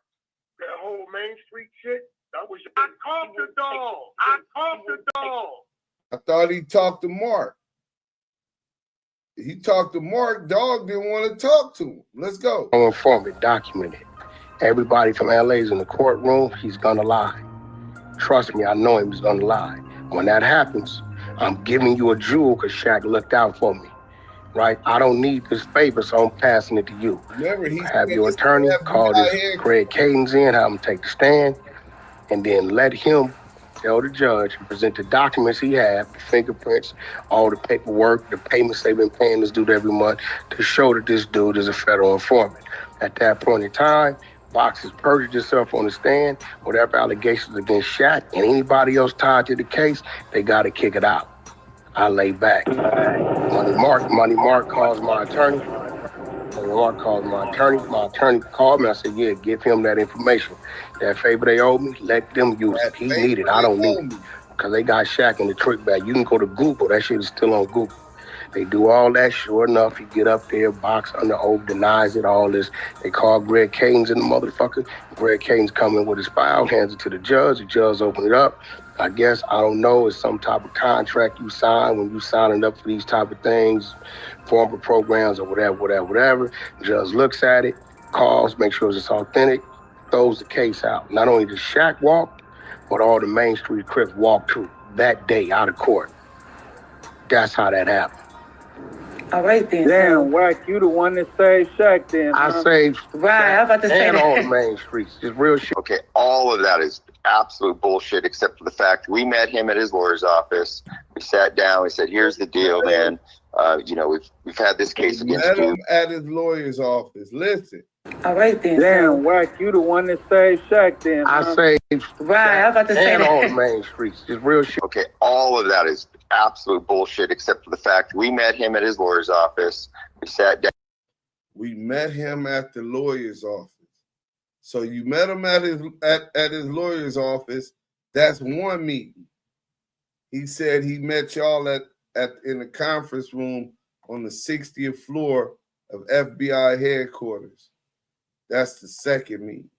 So Wack needs to produce his statement to the federal task force, the joint federal task force at his lawyer's office and the 60th floor.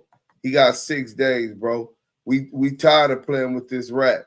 Till then, we out of here. Thanks everybody for coming. Turn on them notifications. Spread the word. We on the road for 10,000 subscribers. Damu Kiwe Conversations.